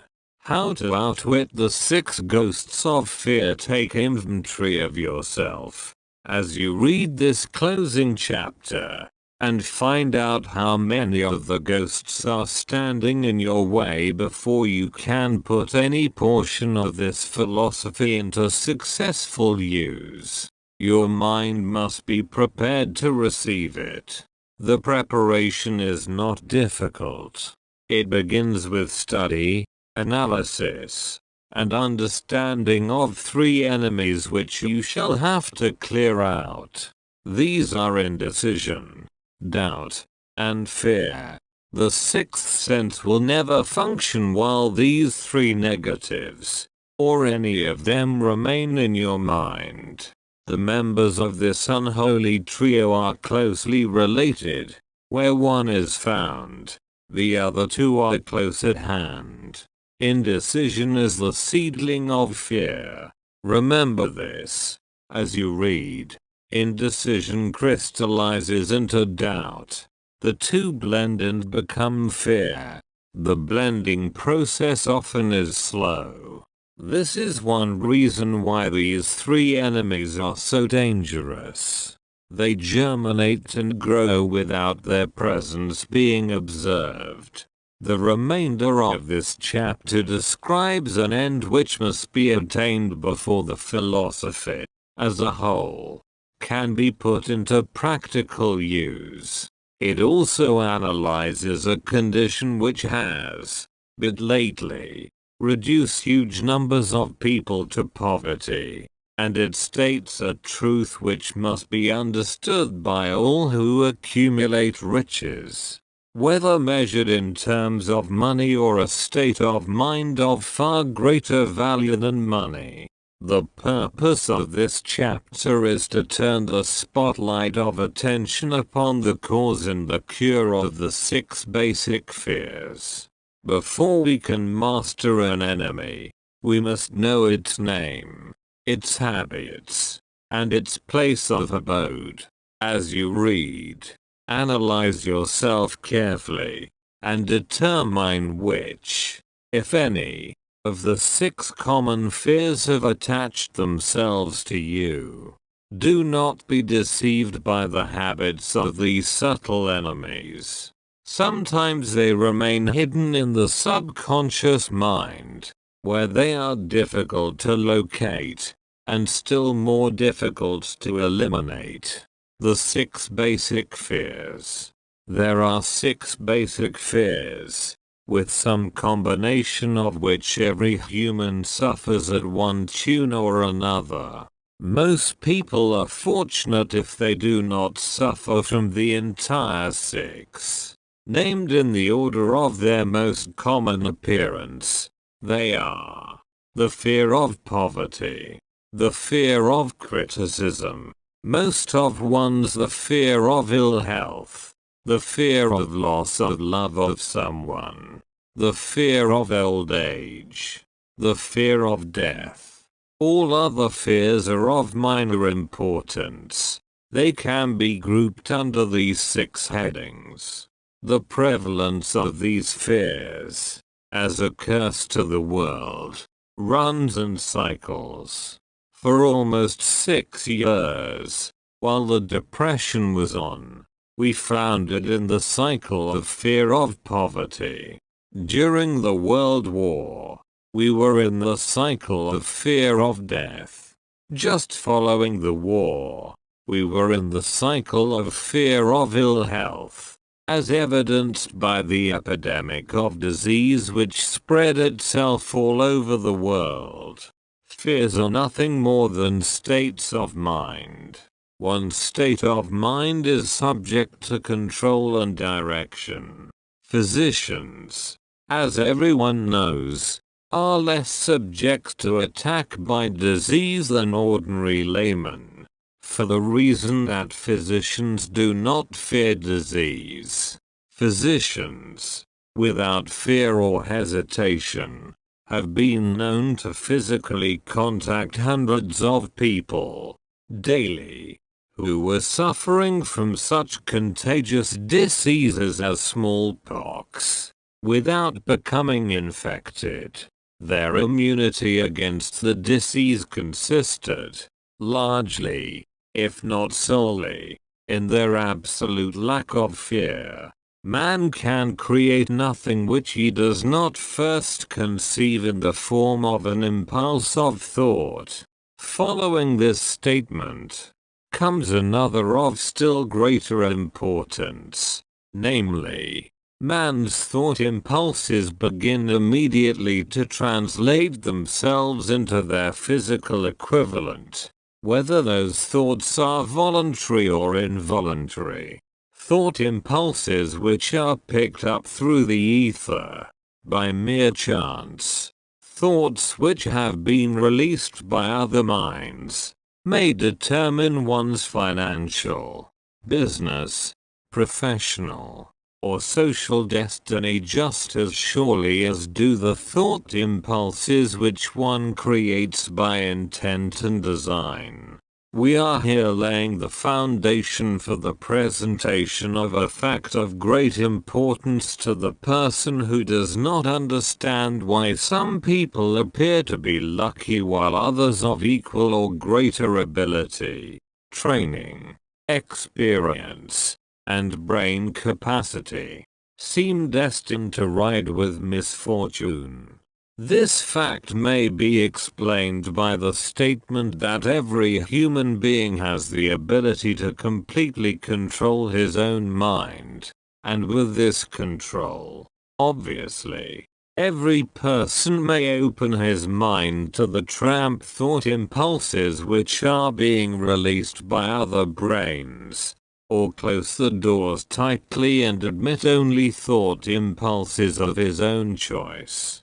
Nature has endowed man with absolute control over but one thing, and that is thought.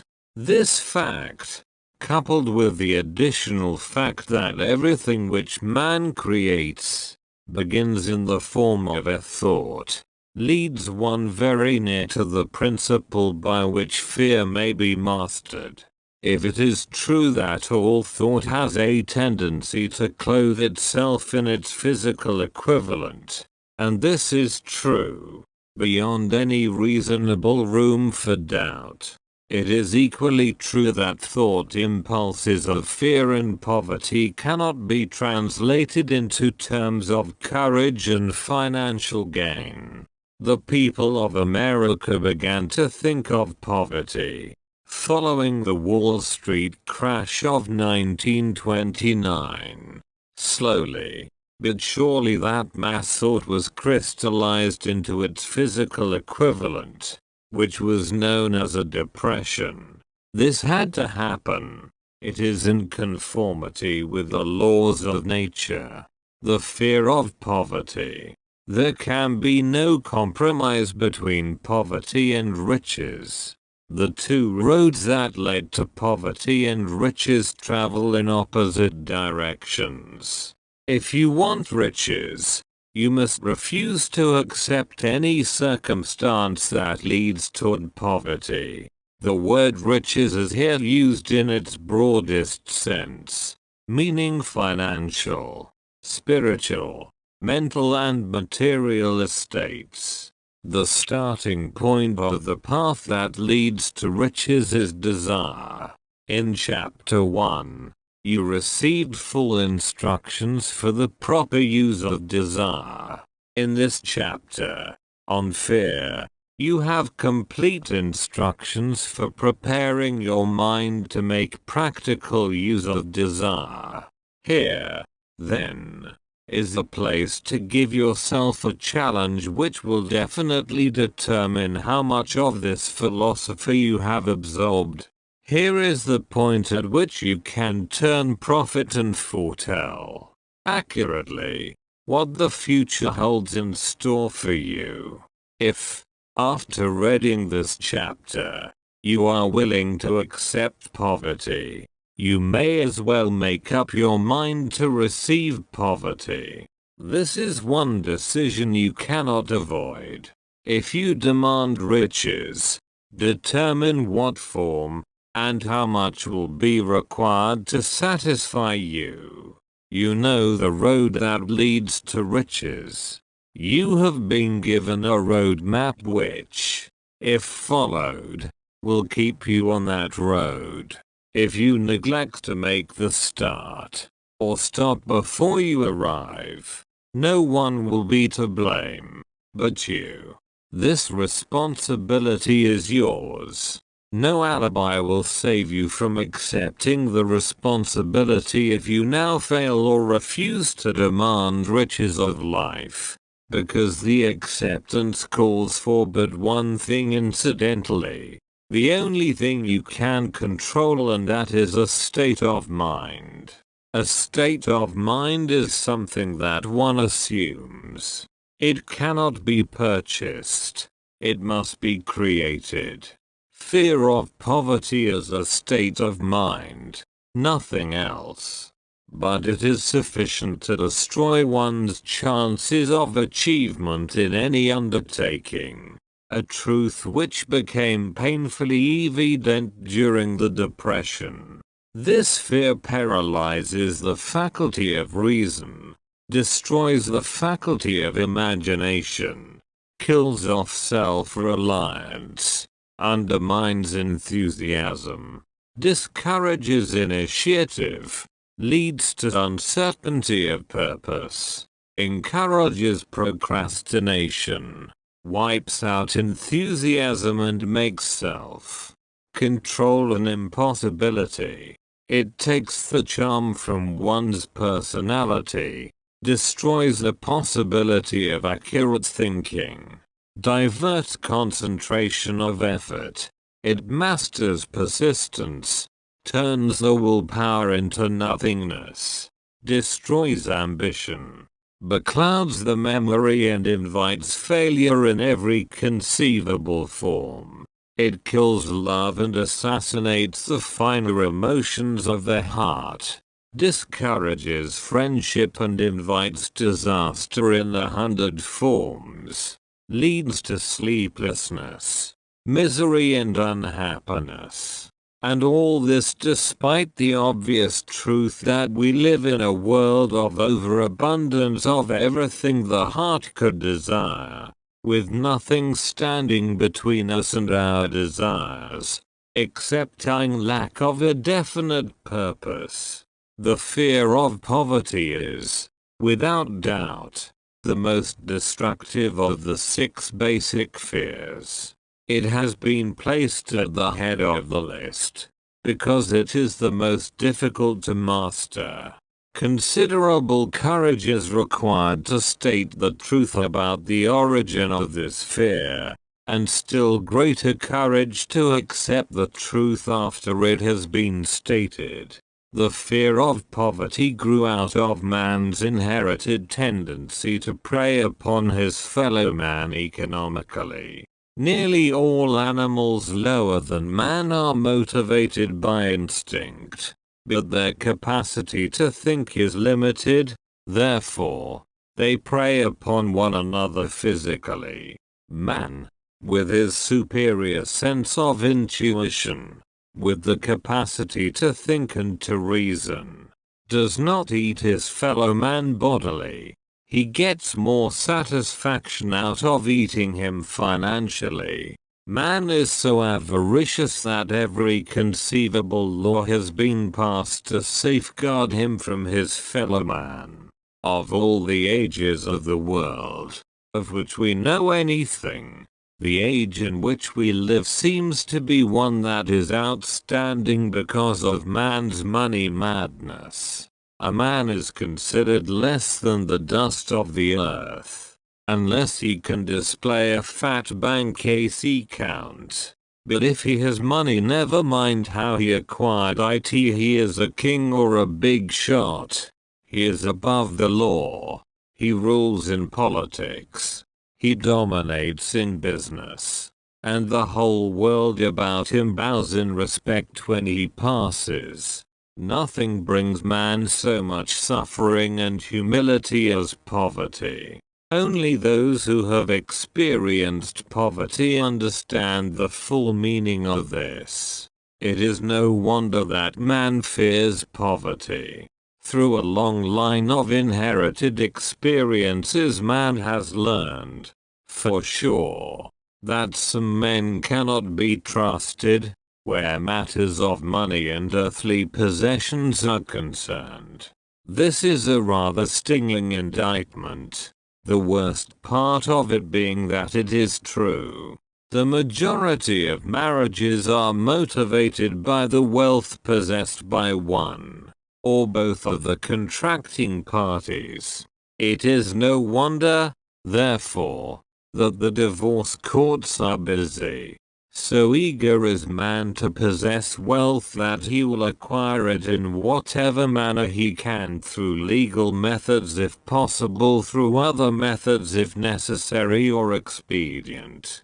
Self-analysis may disclose weaknesses which one does not like to acknowledge. This form of examination is essential to all who demand of life more than mediocrity and poverty.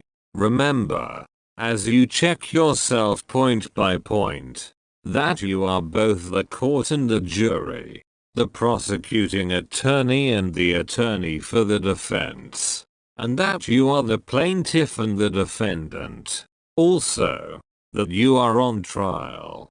Face the facts squarely. Ask yourself definite questions and demand direct replies.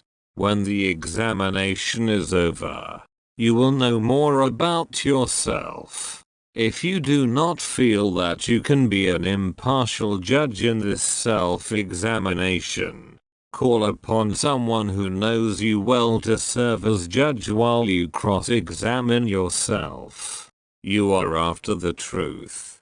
Get it.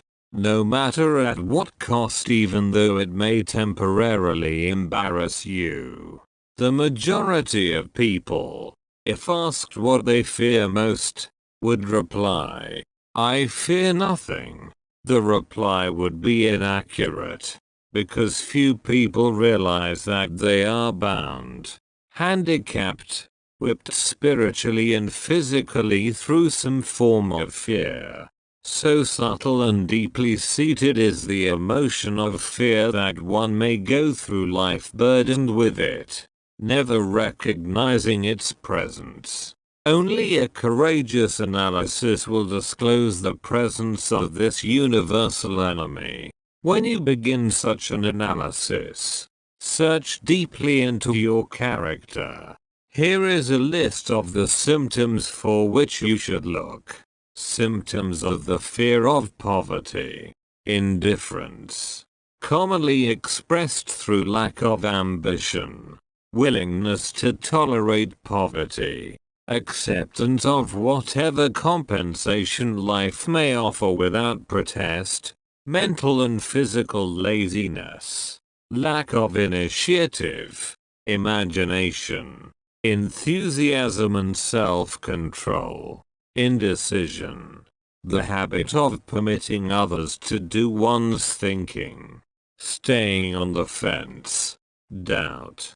Generally expressed through alibis and excuses designed to cover up, explain away, or apologize for one's failures. Sometimes expressed in the form of envy of those who are successful, or by criticizing them. Worry. Usually expressed by finding fault with others. A tendency to spend beyond one's income. Neglect of personal appearance. Scowling and frowning. Intemperance and the use of alcoholic drink. Sometimes through the use of narcotics. Nervousness. Lack of poise. Self-consciousness and lack of self-reliance. Overcaution. The habit of looking for the negative side of every circumstance. Thinking and talking of possible failure instead of concentrating upon the means of succeeding. Knowing all the roads to disaster, but never searching for the plans to avoid failure. Waiting for the right time to begin putting ideas and plans into action, until the waiting becomes a permanent habit.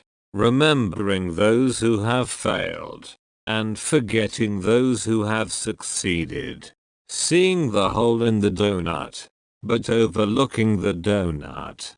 Pessimism, leading to indigestion, poor elimination. Auto-intoxication, bad breath and bad disposition. Procrastination, the habit of putting off until tomorrow that which should have been done last year. Spending enough time and creating alibis and excuses to have done the job. This symptom is closely related to overcaution, doubt and worry. refusal to accept responsibility when it can be avoided, willingness to compromise rather than put up a stiff fight, compromising with difficulties instead of harnessing and using them as stepping stones to advancement, bargaining with life for a penny, instead of demanding prosperity, opulence, riches, contentment and happiness, planning what to do if and when overtaken by failure, instead of burning all bridges and making retreat impossible, weakness of, and often total lack of self-confidence, definiteness of purpose, self-control, initiative, enthusiasm, ambition, thrift and sound reasoning ability, expecting poverty instead of demanding riches, association with those who accept poverty instead of seeking the company of those who demand and receive riches. Money talks.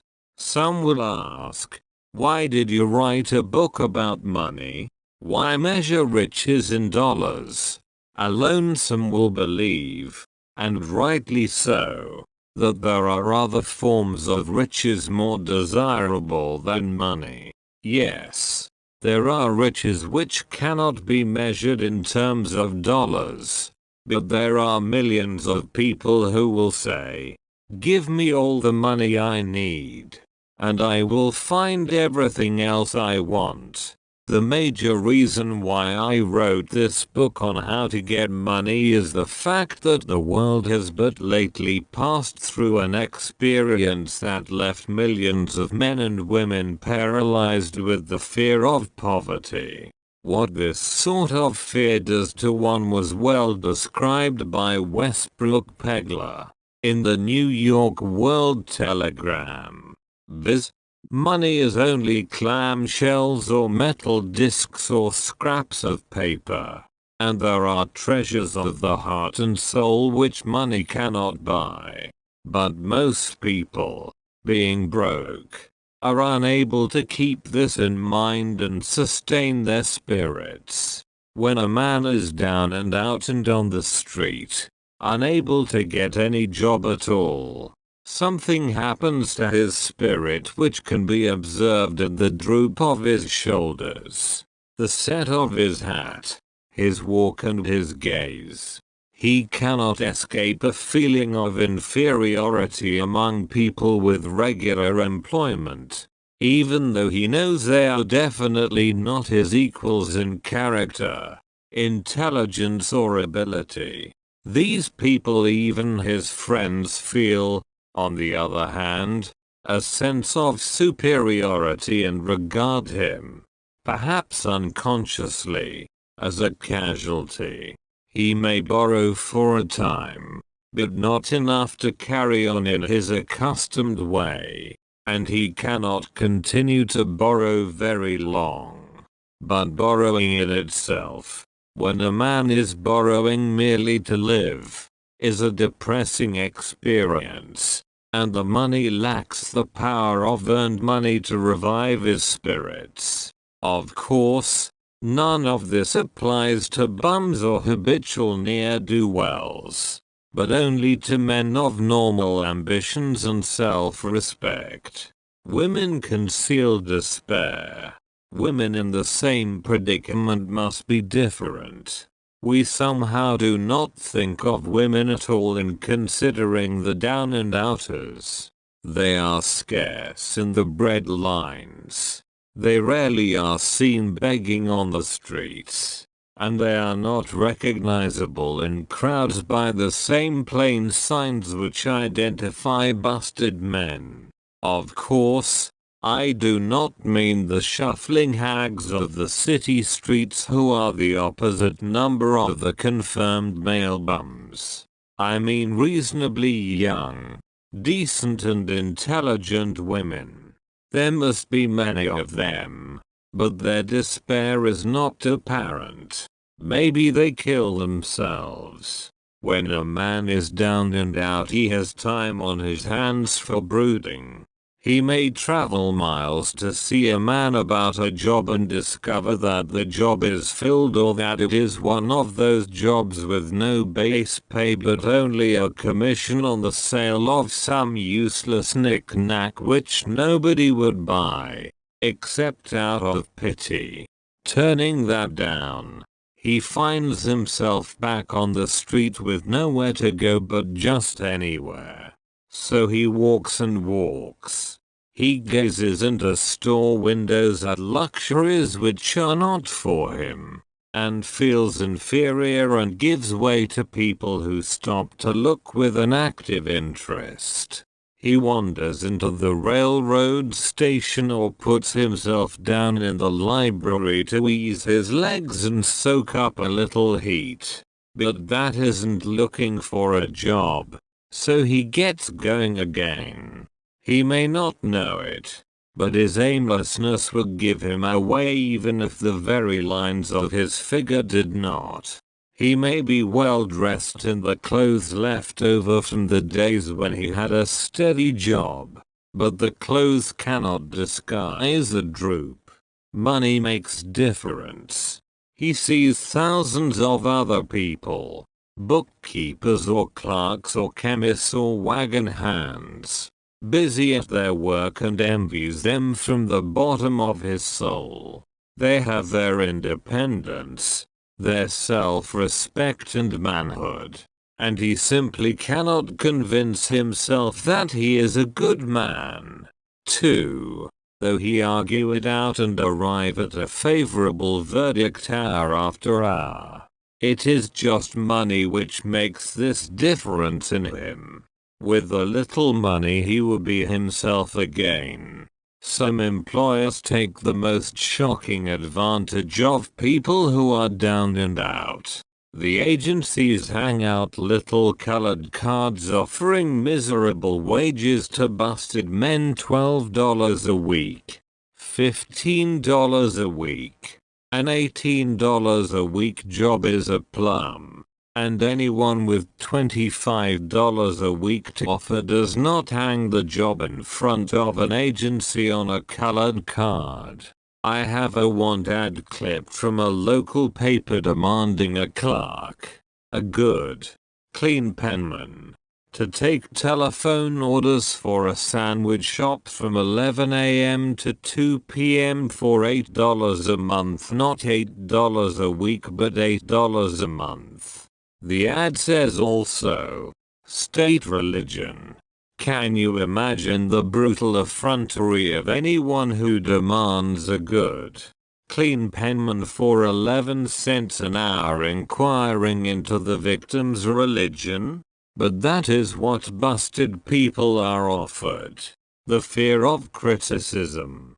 Just how man originally came by this fear, no one can state definitely. But one thing is certain, he has it in a highly developed form.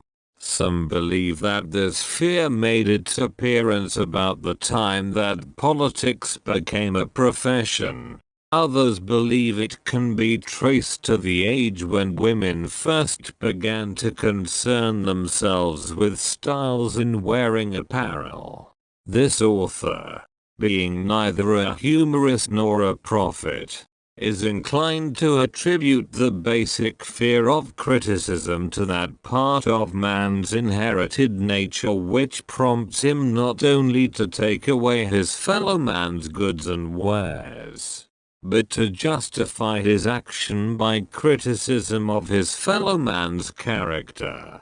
It is a well-known fact that a thief will criticize the man from whom he steals, that politicians seek office, not by displaying their own virtues and qualifications, but by attempting to besmirch their opponents. The fear of criticism takes on many forms, the majority of which are petty and trivial. Bald-headed men, for example, are bald for no other reason than their fear of criticism. Heads become bald because of the tight-fitting bands of hats which cut off the circulation from the roots of the hair.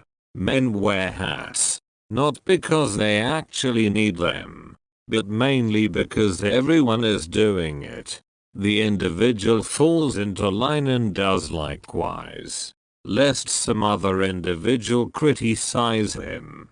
Women seldom have bald heads, or even thin hair, because they wear hats which fit their heads loosely, the only purpose of the hats being adornment. But it must not be supposed that women are free from the fear of criticism. If any woman claims to be superior to man with reference to this fear, ask her to walk down the street wearing a hat of the vintage of 1890. The astute manufacturers of clothing have not been slow to capitalize this basic fear of criticism, with which all mankind has been cursed.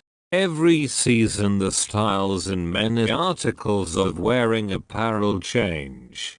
Who establishes the styles? Certainly not the purchaser of clothing, but the manufacturer. Why does he change the styles so often? The answer is obvious. He changes the styles so he can sell more clothes.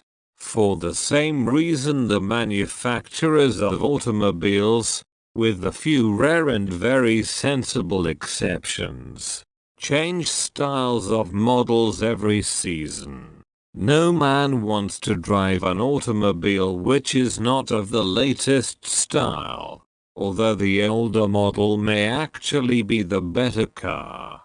We have been describing the manner in which people behave under the influence of fear of criticism as applied to the small and petty things of life. Let us now examine human behavior when this fear affects people in connection with the more important events of human relationship. Take for example practically any person who has reached the age of mental maturity, from 35 to 40 years of age, as a general average. And if you could read the secret thoughts of his mind, you would find a very decided disbelief in most of the fables taught by the majority of the dogmatists and theologians a few decades back. Not often, however, will you find a person who has the courage to openly state his belief on this subject. Most people will, if pressed far enough, tell a lie rather than admit that they do not believe the stories associated with that form of religion which held people in bondage prior to the age of scientific discovery and education. Why does the average person, even in this day of enlightenment, shy away from denying his belief in the fables which were the basis of most of the religions a few decades ago? The answer is, because of the fear of criticism. Men and women have been burned at the stake for daring to express disbelief in ghosts. It is no wonder we have inherited a consciousness which makes us fear criticism. The time was, and not so far in the past, when criticism carried severe punishments. It still does in some countries.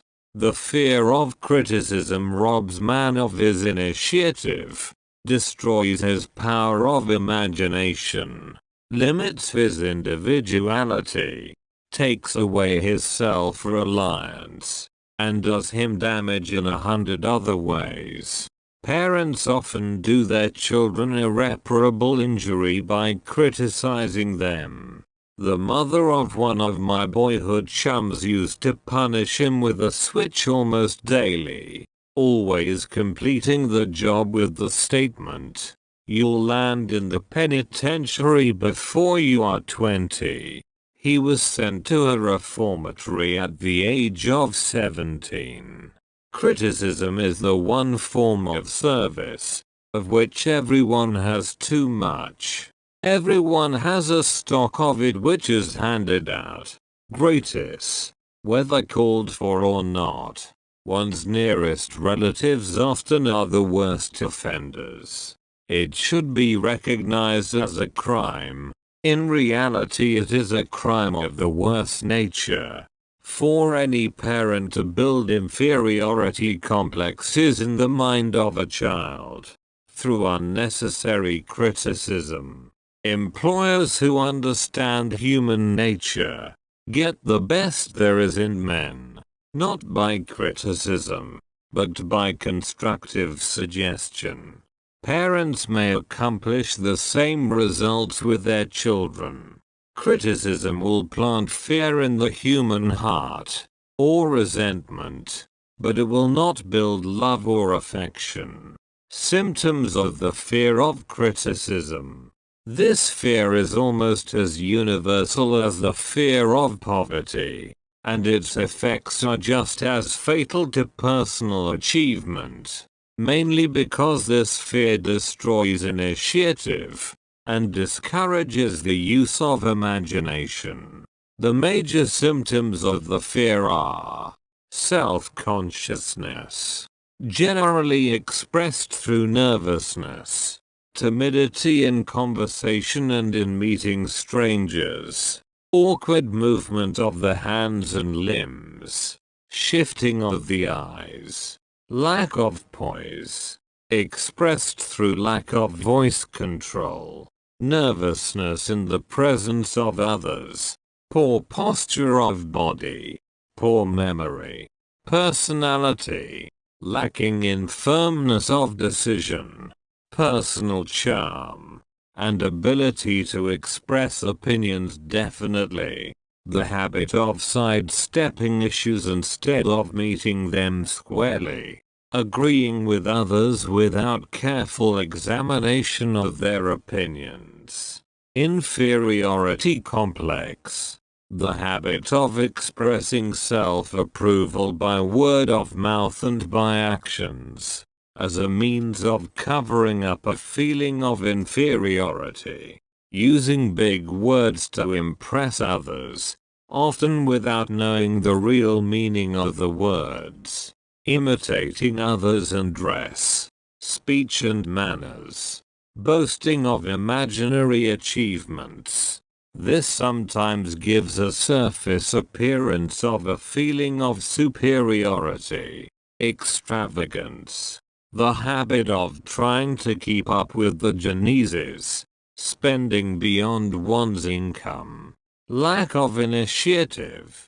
Failure to embrace opportunities for self-advancement. Fear to express opinions. Lack of confidence in one's own ideas. Giving evasive answers to questions asked by superiors. Hesitancy of manner and speech. Deceit in both words and deeds. Lack of ambition. Mental and physical laziness. Lack of self-assertion. Slowness in reaching decisions. Easily influenced by others. The habit of criticizing others behind their backs and flattering them to their faces. The habit of accepting defeat without protest. Quitting an undertaking when opposed by others. Suspicious of other people without cause. Lacking in tactfulness of manner and speech. Unwillingness to accept the blame for mistakes. The fear of ill health. This fear may be traced to both physical and social heredity. It is closely associated, as to its origin, with the causes of fear of old age and the fear of death. Because it leads one closely to the border of terrible worlds of which man knows not, but concerning which he has been taught some discomforting stories. The opinion is somewhat general, also, that certain unethical people engaged in the business of selling health have had not a little to do with keeping alive the fear of ill health.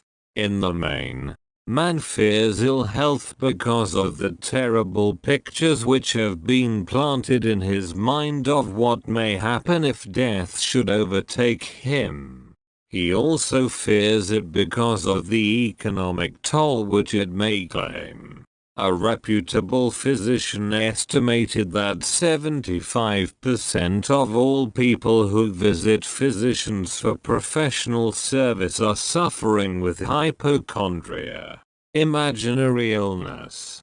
It has been shown most convincingly that the fear of disease, even where there is not the slightest cause for fear, often produces the physical symptoms of the disease feared. Powerful and mighty is the human mind. It builds or it destroys. Playing upon this common weakness of fear of ill health, dispensers of patent medicines have reaped fortunes. This form of imposition upon credulous humanity became so prevalent some 20 years ago that Collier's Weekly magazine conducted a bitter campaign against some of the worst offenders in the patent medicine business. During the flu epidemic which broke out during the World War, the mayor of New York City took drastic steps to check the damage which people were doing themselves through their inherent fear of ill health. He called in the newspaper men and said to them, "Gentlemen, I feel it necessary to ask you not to publish any scare headlines concerning the flu epidemic. Unless you cooperate with me, we will have a situation which we cannot control." The newspapers quit publishing stories about the flu, and within 1 month the epidemic had been successfully checked. Through a series of experiments conducted some years ago, it was proved that people may be made ill by suggestion. We conducted this experiment by causing 3 acquaintances to visit the victims, each of whom asked the question, "What ails you? You look terribly ill." The first questioner usually provoked a grin, and a nonchalant "Oh, nothing, I'm alright," from the victim. The second questioner usually was answered with the statement, "I don't know exactly, but I do feel badly." The third questioner was usually met with the frank admission that the victim was actually feeling ill. Try this on an acquaintance if you doubt that it will make him uncomfortable, but do not carry the experiment too far. There is a certain religious sect whose members take vengeance upon their enemies by the hexing method. They call it placing a spell on the victim. There is overwhelming evidence that disease sometimes begins in the form of negative thought impulse. Such an impulse may be passed from one mind to another, by suggestion, or created by an individual in his own mind. A man who was blessed with more wisdom than this incident might indicate, once said, "When anyone asks me how I feel, I always want to answer by knocking him down." Doctors send patients into new climates for their health, because a change of mental attitude is necessary. The seed of fear of ill health lives in every human mind.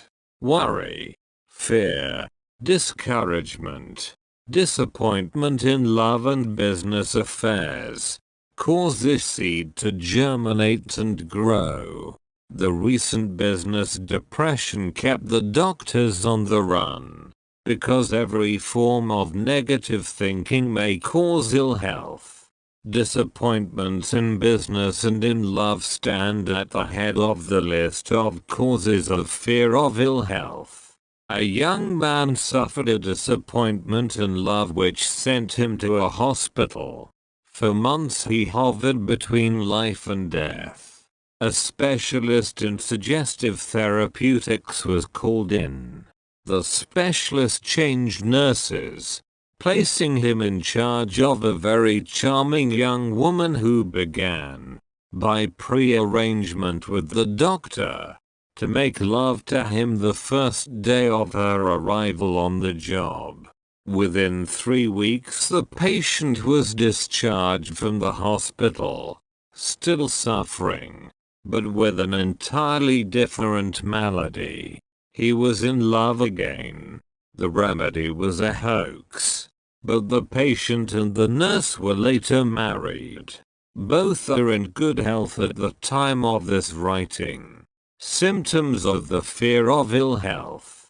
The symptoms of this almost universal fear are autosuggestion, the habit of negative use of self-suggestion by looking for and expecting to find the symptoms of all kinds of disease, enjoying imaginary illness and speaking of it as being real, the habit of trying all fads and isms recommended by others as having therapeutic value, talking to others of operations, accidents and other forms of illness, experimenting with diets, physical exercises, reducing systems, without professional guidance, trying home remedies, patent medicines and quack remedies, hypochondria, the habit of talking of illness, concentrating the mind upon disease, and expecting its appearance until a nervous break occurs. Nothing that comes in bottles can cure this condition. It is brought on by negative thinking, and nothing but positive thought can effect a cure. Hypochondria, a medical term for imaginary disease, is said to do as much damage on occasion as the disease one fears might do. Most so-called cases of nerves come from imaginary illness. Exercise. Fear of ill health often interferes with proper physical exercise, and results in overweight, by causing one to avoid outdoor life. Susceptibility. Fear of ill health breaks down nature's body resistance, and creates a favorable condition for any form of disease one may contact. The fear of ill health often is related to the fear of poverty, especially in the case of the hypochondriac, who constantly worries about the possibility of having to pay doctor's bills, hospital bills, etc.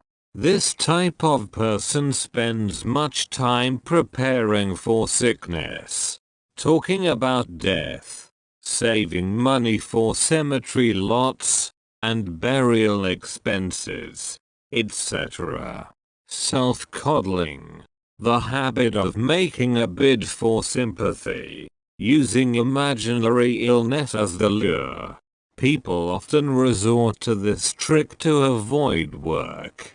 The habit of feigning illness to cover plain laziness, or to serve as an alibi for lack of ambition. Intemperance. The habit of using alcohol or narcotics to destroy pain such as headaches, neuralgia, etc., instead of eliminating the cause. The habit of reading about illness and worrying over the possibility of being stricken by it.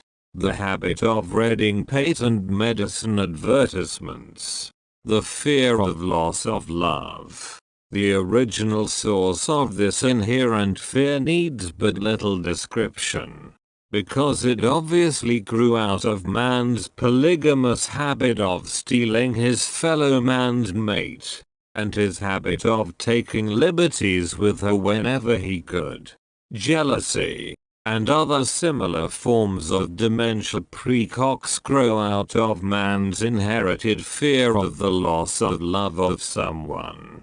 This fear is the most painful of all the 6 basic fears. It probably plays more havoc with the body and mind than any of the other basic fears, as it often leads to permanent insanity. The fear of the loss of love probably dates back to the Stone Age, when men stole women by brute force. They continue to steal females, but their technique has changed. Instead of force, they now use persuasion, the promise of pretty clothes, motor cars, and other bait much more effective than physical force. Man's habits are the same as they were at the dawn of civilization, but he expresses them differently. Careful analysis has shown that women are more susceptible to this fear than men. This fact is easily explained. Women have learned, from experience, that men are polygamous by nature, that they are not to be trusted in the hands of rivals. Symptoms of the fear of loss of love. The distinguishing symptoms of this fear are jealousy, the habit of being suspicious of friends and loved ones without any reasonable evidence of sufficient grounds. Jealousy is a form of dementia precox which sometimes becomes violent without the slightest cause. The habit of accusing wife or husband of infidelity without grounds. General suspicion of everyone. Absolute faith in no one. Fault finding. The habit of finding fault with friends, relatives, business associates and loved ones upon the slightest provocation, or without any cause whatsoever. Gambling. The habit of gambling, stealing, cheating, and otherwise taking hazardous chances to provide money for loved ones, with the belief that love can be bought. The habit of spending beyond one's means, or incurring debts, to provide gifts for loved ones, with the object of making a favorable showing. Insomnia, nervousness, lack of persistence, weakness of will, lack of self-control, lack of self-reliance, bad temper, the fear of old age. In the main, this fear grows out of 2 sources. First, the thought that old age may bring with it poverty. Secondly, and by far the most common source of origin, from false and cruel teachings of the past which have been too well mixed with fire and brimstone, and other bogies cunningly designed to enslave man through fear. In the basic fear of old age, man has 2 very sound reasons for his apprehension, one growing out of his distrust of his fellow man, who may seize whatever worldly goods he may possess, and the other arising from the terrible pictures of the world beyond, which were planted in his mind, through social heredity before he came into full possession of his mind. The possibility of ill health, which is more common as people grow older, is also a contributing cause of this common fear of old age. Eroticism also enters into the cause of the fear of old age, as no man cherishes the thought of diminishing sex attraction. The most common cause of fear of old age is associated with the possibility of poverty. Poorhouse is not a pretty word. It throws a chill into the mind of every person who faces the possibility of having to spend his declining years on a poor farm. Another contributing cause of the fear of old age is the possibility of loss of freedom and independence, as old age may bring with it the loss of both physical and economic freedom. Symptoms of the fear of old age. The commonest symptoms of this fear are the tendency to slow down and develop an inferiority complex at the age of mental maturity, around the age of 40. Falsely believing oneself to be slipping because of age. The truth is that man's most useful years, mentally and spiritually, are those between 40 and 60. The habit of speaking apologetically of oneself as being old merely because one has reached the age of 40 or 50, instead of reversing the rule and expressing gratitude for having reached the age of wisdom and understanding. The habit of killing off initiative, imagination, and self-reliance by falsely believing oneself too old to exercise these qualities. The habit of the man or woman of 40 dressing with the aim of trying to appear much younger, and affecting mannerisms of youth, thereby inspiring ridicule by both friends and strangers. The fear of death. To some this is the cruelest of all the basic fears. The reason is obvious. The terrible pangs of fear associated with the thought of death, in the majority of cases, may be charged directly to religious fanaticism. So-called heathen are less afraid of death than the more civilized. For hundreds of millions of years man has been asking the still unanswered questions. Whence and whither? Where did I come from? And where am I going? During the darker ages of the past, the more cunning and crafty were not slow to offer the answer to these questions.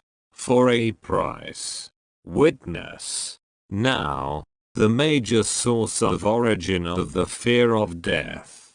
Come into my tent, embrace my faith, accept my dogmas, and I will give you a ticket that will admit you straight away into heaven when you die, cries a leader of sectarianism.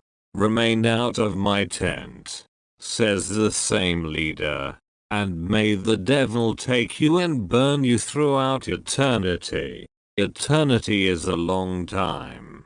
Fire is a terrible thing. The thought of eternal punishment with fire not only causes man to fear death, it often causes him to lose his reason. It destroys interest in life and makes happiness impossible. During my research, I reviewed a book entitled A Catalogue of the Gods, in which were listed the 30,000 gods which man has worshipped. Think of it. 30,000 of them, represented by everything from a crawfish to a man. It is little wonder that men have become frightened at the approach of death. While the religious leader may not be able to provide safe conduct into heaven, nor, by lack of such provision, allow the unfortunate to descend into hell, the possibility of the latter seems so terrible that the very thought of it lays hold of the imagination in such a realistic way that it paralyzes reason, and sets up the fear of death. In truth, no man knows, and no man has ever known, what heaven or hell is like, nor does any man know if either place actually exists. This very lack of positive knowledge opens the door of the human mind to the charlatan, so he may enter and control that mind with his stock of legerdemain and various brands of pious fraud and trickery. The fear of death is not as common now as it was during the age when there were no great colleges and universities. Men of science have turned the spotlight of truth upon the world, and this truth is rapidly freeing men and women from this terrible fear of death. The young men and young women who attend the colleges and universities are not easily impressed by fire and brimstone. Through the aid of biology, astronomy, geology, and other related sciences, the fears of the Dark Ages which gripped the minds of men and destroyed their reason have been dispelled. Insane asylums are filled with men and women who have gone mad because of the fear of death. This fear is useless. Death will come, no matter what anyone may think about it. Accept it as a necessity, and pass the thought out of your mind. It must be a necessity, or it would not come to all. Perhaps it is not as bad as it has been pictured. The entire world is made up of only two things: energy and matter. In elementary physics we learned that neither matter nor energy, the only two realities known to man, can be created nor destroyed. Both matter and energy can be transformed, but neither can be destroyed. Life is energy, if it is anything. If neither energy nor matter can be destroyed, of course life cannot be destroyed. Life, like other forms of energy, may be passed through various processes of transition or change, but it cannot be destroyed. Death is mere transition. If death is not mere change or transition, then nothing comes after death except a long, eternal, peaceful sleep, and sleep is nothing to be feared. Thus you may wipe out forever the fear of death. Symptoms of the fear of death. The general symptoms of this fear are the habit of thinking about dying instead of making the most of life, due, generally, to lack of purpose, or lack of a suitable occupation. This fear is more prevalent among the aged, but sometimes the more youthful are victims of it. The greatest of all remedies for the fear of death is a burning desire for achievement, backed by useful service to others. A busy person seldom has time to think about dying. He finds life too thrilling to worry about death. Sometimes the fear of death is closely associated with the fear of poverty, where one's death would leave loved ones poverty-stricken. In other cases, the fear of death is caused by illness and the consequent breaking down of physical body resistance. The commonest causes of the fear of death are ill health, poverty, lack of appropriate occupation, disappointment over love, insanity, religious fanaticism, old man worry. Worry is a state of mind based upon fear. It works slowly, but persistently. It is insidious and subtle. Step by step it digs itself in until it paralyzes one's reasoning faculty, destroys self-confidence and initiative, Worry is a form of sustained fear caused by indecision, therefore it is a state of mind which can be controlled. An unsettled mind is helpless. Indecision makes an unsettled mind. Most individuals lack the willpower to reach decisions promptly, and to stand by them after they have been made, even during normal business conditions.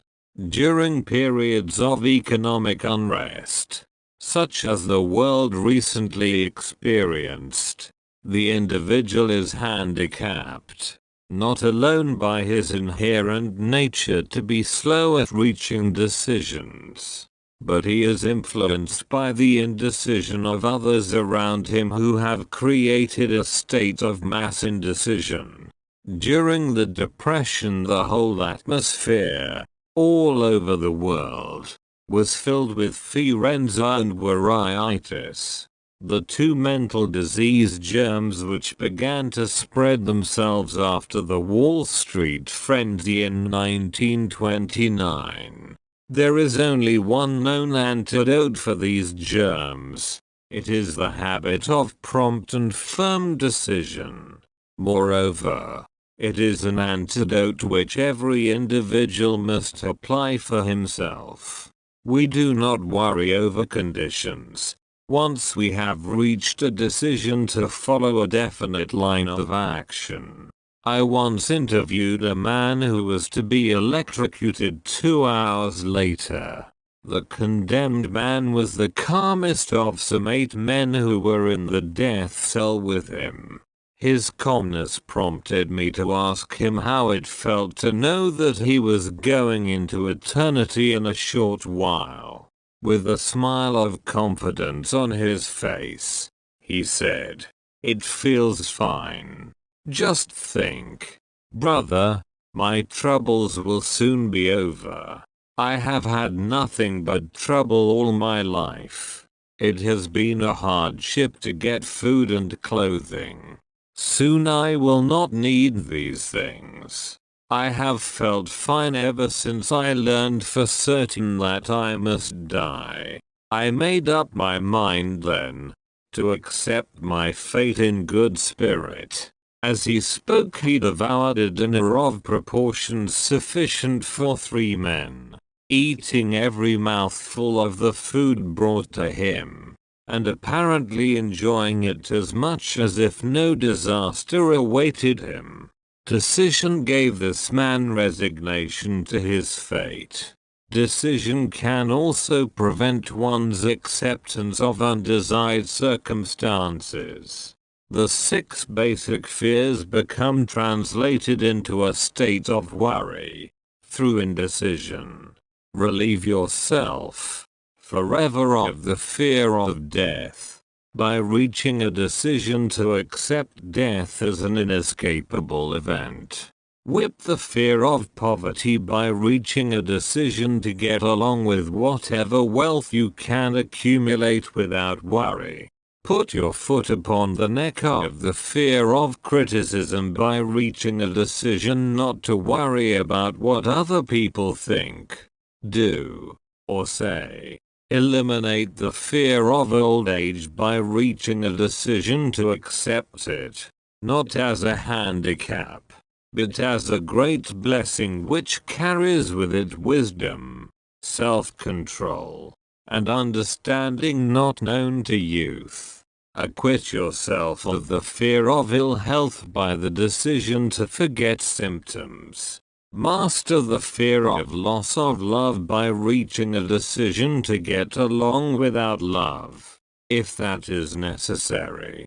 Kill the habit of worry, in all its forms, by reaching a general, blanket decision that nothing which life has to offer is worth the price of worry.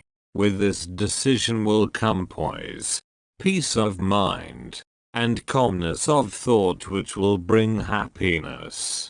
A man whose mind is filled with fear not only destroys his own chances of intelligent action, but He transmits these destructive vibrations to the minds of all who come into contact with him, and destroys also their chances. Even a dog or a horse knows when its master lacks courage. Moreover, a dog or a horse will pick up the vibrations of fear thrown off by its master, and behave accordingly. Lower down the line of intelligence in the animal kingdom, one finds this same capacity to pick up the vibrations of fear. A honeybee immediately senses fear in the mind of a person for reasons unknown. A bee will sting the person whose mind is releasing vibrations of fear much more readily than it will molest the person whose mind registers no fear. The vibrations of fear pass from one mind to another just as quickly and as surely as the sound of the human voice passes from the broadcasting station to the receiving set of a radio and by the self-same medium. Mental telepathy is a reality. Thoughts pass from one mind to another, voluntarily, whether or not this fact is recognized by either the person releasing the thoughts, or the persons who pick up those thoughts. The person who gives expression, by word of mouth, to negative or destructive thoughts is practically certain to experience the results of those words in the form of a destructive kickback. The release of destructive thought impulses, alone, without the aid of words, produces also a kickback in more ways than one. First of all, and perhaps most important to be remembered, the person who releases thoughts of a destructive nature must suffer damage through the breaking down of the faculty of creative imagination. Secondly, the presence in the mind of any destructive emotion develops a negative personality which repels people, and often converts them into antagonists. The third source of damage to the person who entertains or releases negative thoughts lies in this significant fact: these thought impulses are not only damaging to others, but they embed themselves in the subconscious mind of the person releasing them, and they become a part of his character. One is never through with a thought, merely by releasing it.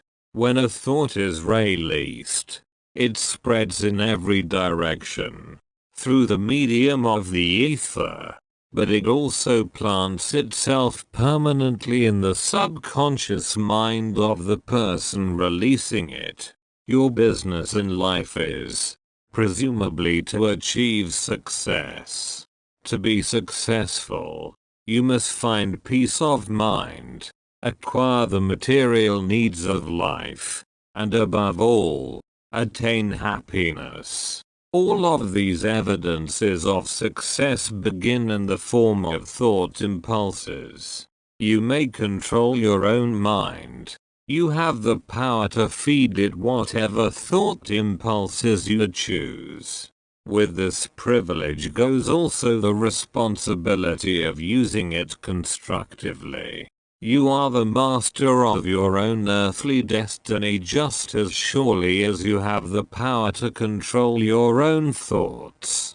You may influence, direct, and eventually control your own environment, making your life what you want it to be, or you may neglect to exercise the privilege which is yours, to make your life to order, thus casting yourself upon the broad sea of circumstance where you will be tossed hither and yon, like a chip on the waves of the ocean. The Devil's Workshop, the seventh basic evil. In addition to the 6 basic fears, there is another evil by which people suffer. It constitutes a rich soil in which the seeds of failure grow abundantly. It is so subtle that its presence often is not detected. This affliction cannot properly be classed as a fear. It is more deeply seated and more often fatal than all of the 6 fears. For want of a better name, let us call this evil susceptibility to negative influences. Men who accumulate great riches always protect themselves against this evil. The poverty-stricken never do. Those who succeed in any calling must prepare their minds to resist the evil. If you are reading this philosophy for the purpose of accumulating riches, you should examine yourself very carefully to determine whether you are susceptible to negative influences. If you neglect this self-analysis, you will forfeit your right to attain the object of your desires. Make the analysis searching. After you read the questions prepared for this self-analysis, hold yourself to a strict accounting in your answers. Go at the task as carefully as you would search for any other enemy you knew to be awaiting you in ambush, and deal with your own faults as you would with a more tangible enemy.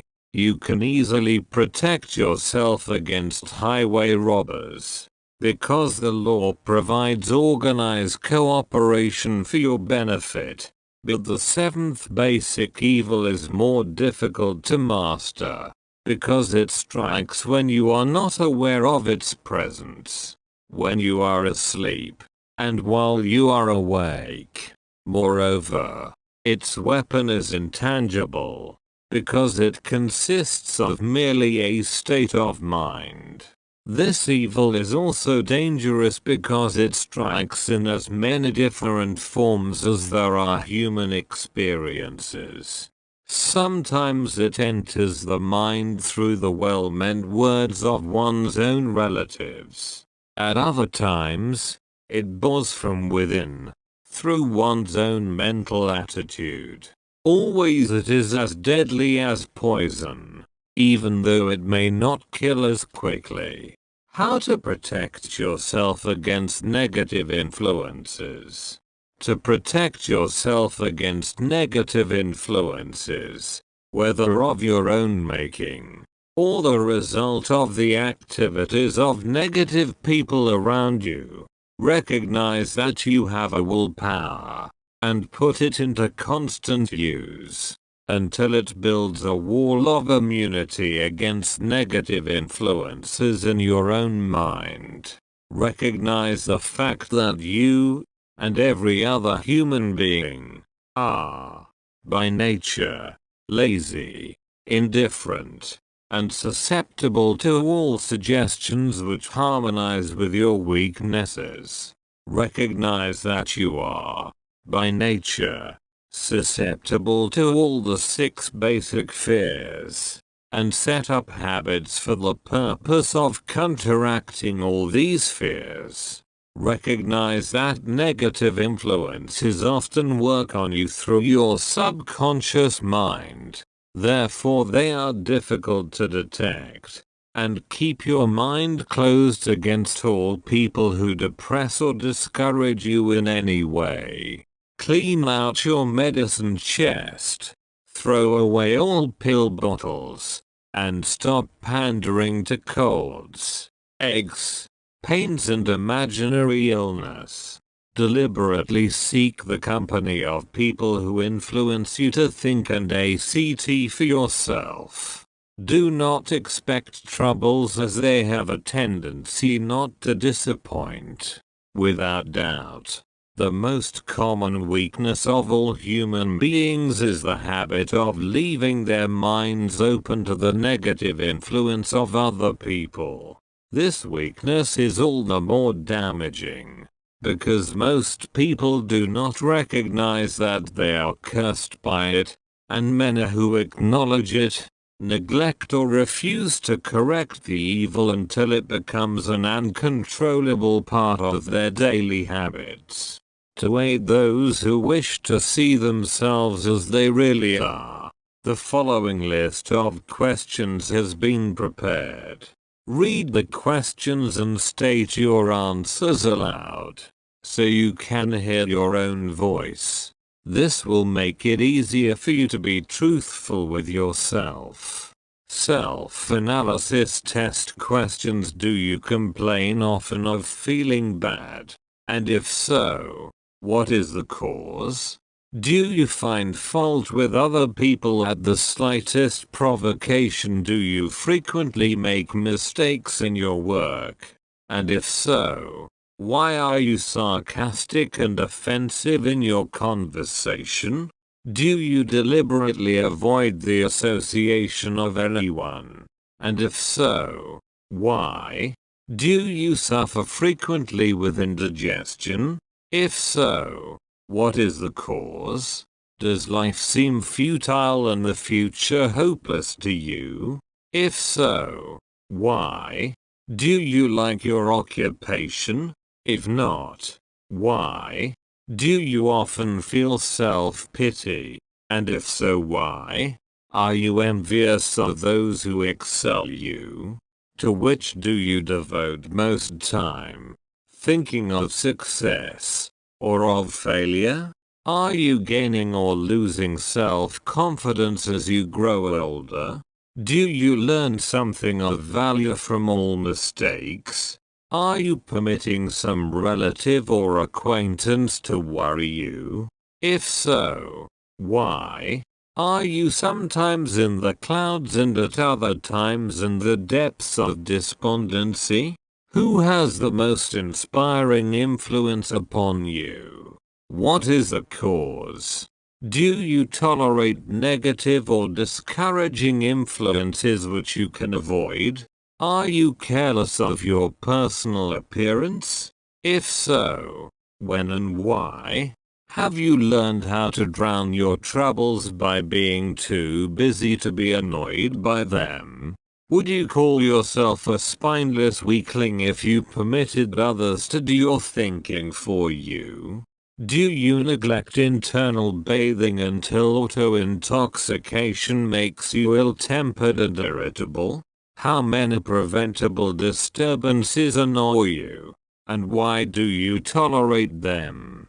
Do you resort to liquor, narcotics, or cigarettes to quiet your nerves? If so, why do you not try willpower instead? Does anyone nag you? And if so, for what reason? Do you have a definite major purpose? And if so, what is it? And what plan have you for achieving it? Do you suffer from any of the 6 basic fears? If so, which ones? Have you a method by which you can shield yourself against the negative influence of others? Do you make deliberate use of auto-suggestion to make your mind positive? Which do you value most? Your material possessions, or your privilege of controlling your own thoughts? Are you easily influenced by others? Against your own judgment? Has today added anything of value to your stock of knowledge or state of mind? Do you face squarely the circumstances which make you unhappy, or sidestep the responsibility? Do you analyze all mistakes and failures and try to profit by them, or do you take the attitude that this is not your duty? Can you name 3 of your most damaging weaknesses? What are you doing to correct them? Do you encourage other people to bring their worries to you for sympathy? Do you choose, from your daily experiences, lessons or influences which aid in your personal advancement? Does your presence have a negative influence on other people as a rule? What habits of other people annoy you most? Do you form your own opinions or permit yourself to be influenced by other people? Have you learned how to create a mental state of mind with which you can shield yourself against all discouraging influences? Does your occupation inspire you with faith and hope? Are you conscious of possessing spiritual forces of sufficient power to enable you to keep your mind free from all forms of fear? Does your religion help you to keep your own mind positive? Do you feel it your duty to share other people's worries? If so, why?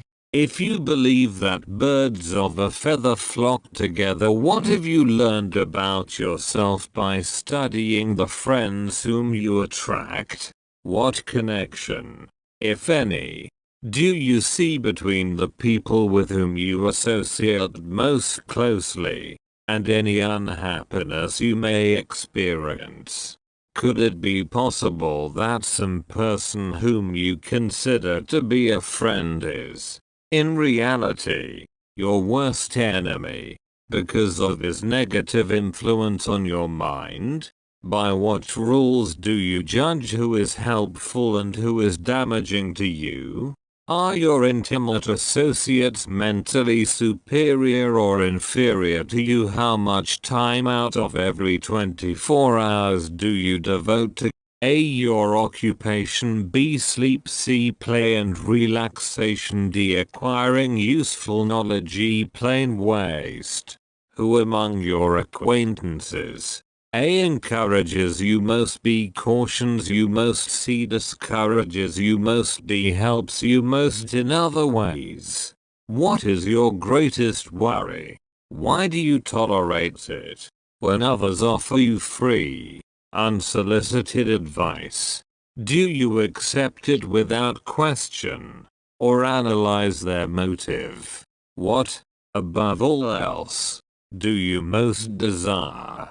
Do you intend to acquire it? Are you willing to subordinate all other desires for this one? How much time daily do you devote to acquiring it? Do you change your mind often? If so, why? Do you usually finish everything you begin? Are you easily impressed by other people's business or professional titles, college degrees, or wealth? Are you easily influenced by what other people think or say of you? Do you cater to people because of their social or financial status? Whom do you believe to be the greatest person living? In what respect is this person superior to yourself? How much time have you devoted to studying and answering these questions? At least one day is necessary for the analysis and the answering of the entire list. If you have answered all these questions truthfully, you know more about yourself than the majority of people. Study the questions carefully. Come back to them once each week for several months, and be astounded at the amount of additional knowledge of great value to yourself you will have gained by the simple method of answering the questions truthfully. If you are not certain concerning the answers to some of the questions, seek the counsel of those who know you well, especially those who have no motive in flattering you, and see yourself through their eyes. The experience will be astonishing. You have absolute control over but one thing, and that is your thoughts. This is the most significant and inspiring of all facts known to man. It reflects man's divine nature. This divine prerogative is the sole means by which you may control your own destiny. If you fail to control your own mind, you may be sure you will control nothing else. If you must be careless with your possessions, let it be in connection with material things. Your mind is your spiritual estate. Protect and use it with the care to which divine royalty is entitled. You were given a willpower for this purpose. Unfortunately, there is no legal protection against those who, either by design or ignorance, poison the minds of others by negative suggestion. This form of destruction should be punishable by heavy legal penalties, because it may and often does destroy one's chances of acquiring material things which are protected by law. Men with negative minds tried to convince Thomas A. Edison that he could not build a machine that would record and reproduce the human voice, because they said, no one else had ever produced such a machine. Edison did not believe them.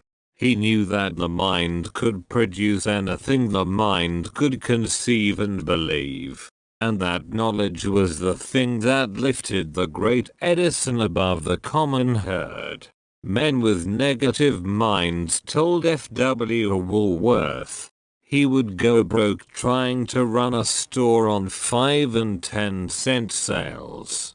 He did not believe them. He knew that he could do anything, within reason, if he backed his plans with faith. Exercising his right to keep other men's negative suggestions out of his mind, he piled up a fortune of more than $100 million.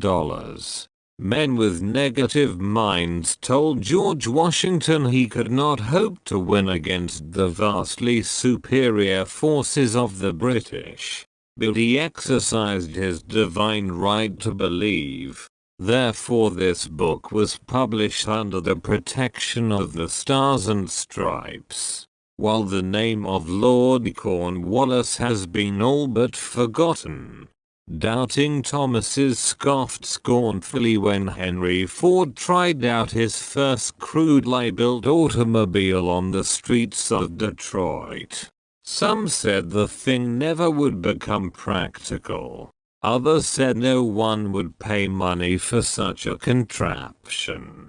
Ford said, "I'll belt the earth with dependable motor cars," and he did. His decision to trust his own judgment has already piled up a fortune far greater than the next 5 generations of his descendants can squander. For the benefit of those seeking vast riches, let it be remembered that practically the sole difference between Henry Ford and a majority of the more than 100,000 men who work for him is this: Ford has a mind and controls it. The others have minds which they do not try to control. Henry Ford has been repeatedly mentioned, because he is an astounding example of what a man with a mind of his own, and a will to control it, can accomplish. His record knocks the foundation from under that time-worn alibi. I never had a chance. Ford never had a chance, either, but he created an opportunity and backed it with persistence until it made him richer than Croesus. Mind control is the result of self-discipline and habit. You either control your mind or it controls you. There is no hallway compromise. The most practical of all methods for controlling the mind is the habit of keeping it busy with a definite purpose, backed by a definite plan. Study the record of any man who achieves noteworthy success, and you will observe that he has control over his own mind. Moreover, that he exercises that control and directs it toward the attainment of definite objectives. Without this control, success is not possible.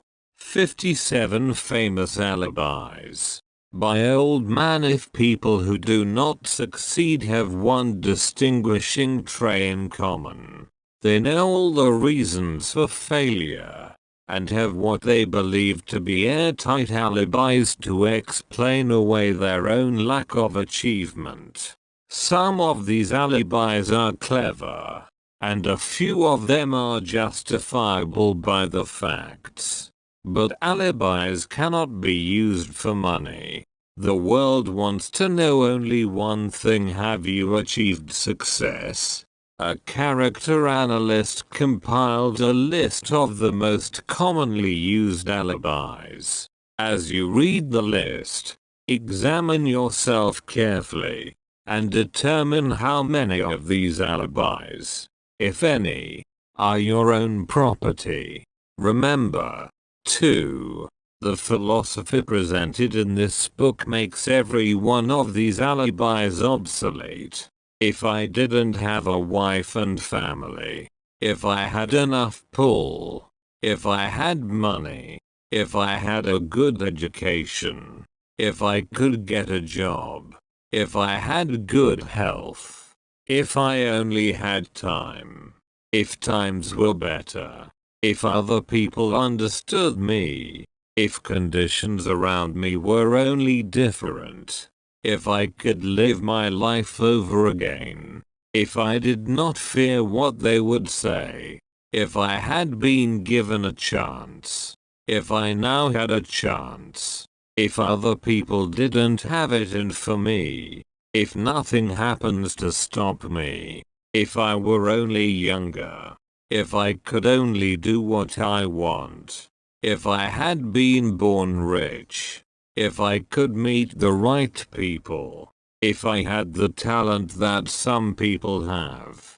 if I dared assert myself, if I only had embraced past opportunities, if people didn't get on my nerves, if I didn't have to keep house and look after the children, if I could save some money, if the boss only appreciated me, if I only had somebody to help me, if my family understood me, if I lived in a big city, if I could just get started, if I were only free, if I had the personality of some people, if I were not so fat, if my talents were known, if I could just get a break, if I could only get out of debt, if I hadn't failed, if I only knew how, if everybody didn't oppose me, if I didn't have so many worries, if I could marry the right person, if people weren't so dumb, if my family were not so extravagant, if I was sure of myself, if luck were not against me, if I had not been born under the wrong star, if it were not true that what is to be will be, if I did not have to work so hard, if I hadn't lost my money, if I lived in a different neighborhood, if I didn't have a past, if I only had a business of my own, if other people would only listen to me, if, and this is the greatest of them all, I had the courage to see myself as I really am, I would find out what is wrong with me, and correct it. Then I might have a chance to profit by my mistakes and learn something from the experience of others. For I know that there is something wrong with me, or I would now be where I would have been if I had spent more time analyzing my weaknesses, and less time building alibis to cover them. Building alibis with which to explain away failure is a national pastime. The habit is as old as the human race, and is fatal to success. Why do people cling to their pet alibis? The answer is obvious. They defend their alibis because they create them. A man's alibi is the child of his own imagination. It is human nature to defend one's own brainchild. Building alibis is a deeply rooted habit. Habits are difficult to break, especially when they provide justification for something we do. Plato had this truth in mind when he said, "The first and best victory is to conquer self." To be conquered by self is, of all things, the most shameful and vile. Another philosopher had the same thought in mind when he said, "It was a great surprise to me when I discovered that most of the ugliness I saw in others was but a reflection of my own nature. It has always been a mystery to me," said Elbert Hubbard, "why people spend so much time deliberately fooling themselves by creating alibis to cover their weaknesses. If used differently, this same time would be sufficient to cure the weakness. Then no alibis would be needed." In parting, I would remind you that life is a checkerboard, and the player opposite you is time. If you hesitate before moving, or neglect to move promptly, your men will be wiped off the board by time. You are playing against a partner who will not tolerate indecision. Previously you may have had a logical excuse for not having forced life to come through with whatever you asked, but that alibi is now obsolete, because you are in possession of the master key that unlocks the door to life's bountiful riches. The master key is intangible, but it is powerful. It is the privilege of creating, in your own mind, a burning desire for a definite form of riches. There is no penalty for the use of the key, but there is a price you must pay if you do not use it. The price is failure. There is a reward of stupendous proportions if you put the key to use. It is the satisfaction that comes to all who conquer self and force life to pay whatever is asked. The reward is worthy of your effort. Will you make the start and be convinced? "If we are related," said the immortal Emerson, "we shall meet in closing." May I borrow his thought and say, if we are related, we have through these pages met. End of chapter 11 to chapter 15 of 15 chapters. Think and Grow Rich. Book by Napoleon Hill. For chapters 1 to chapter 10, please see other videos.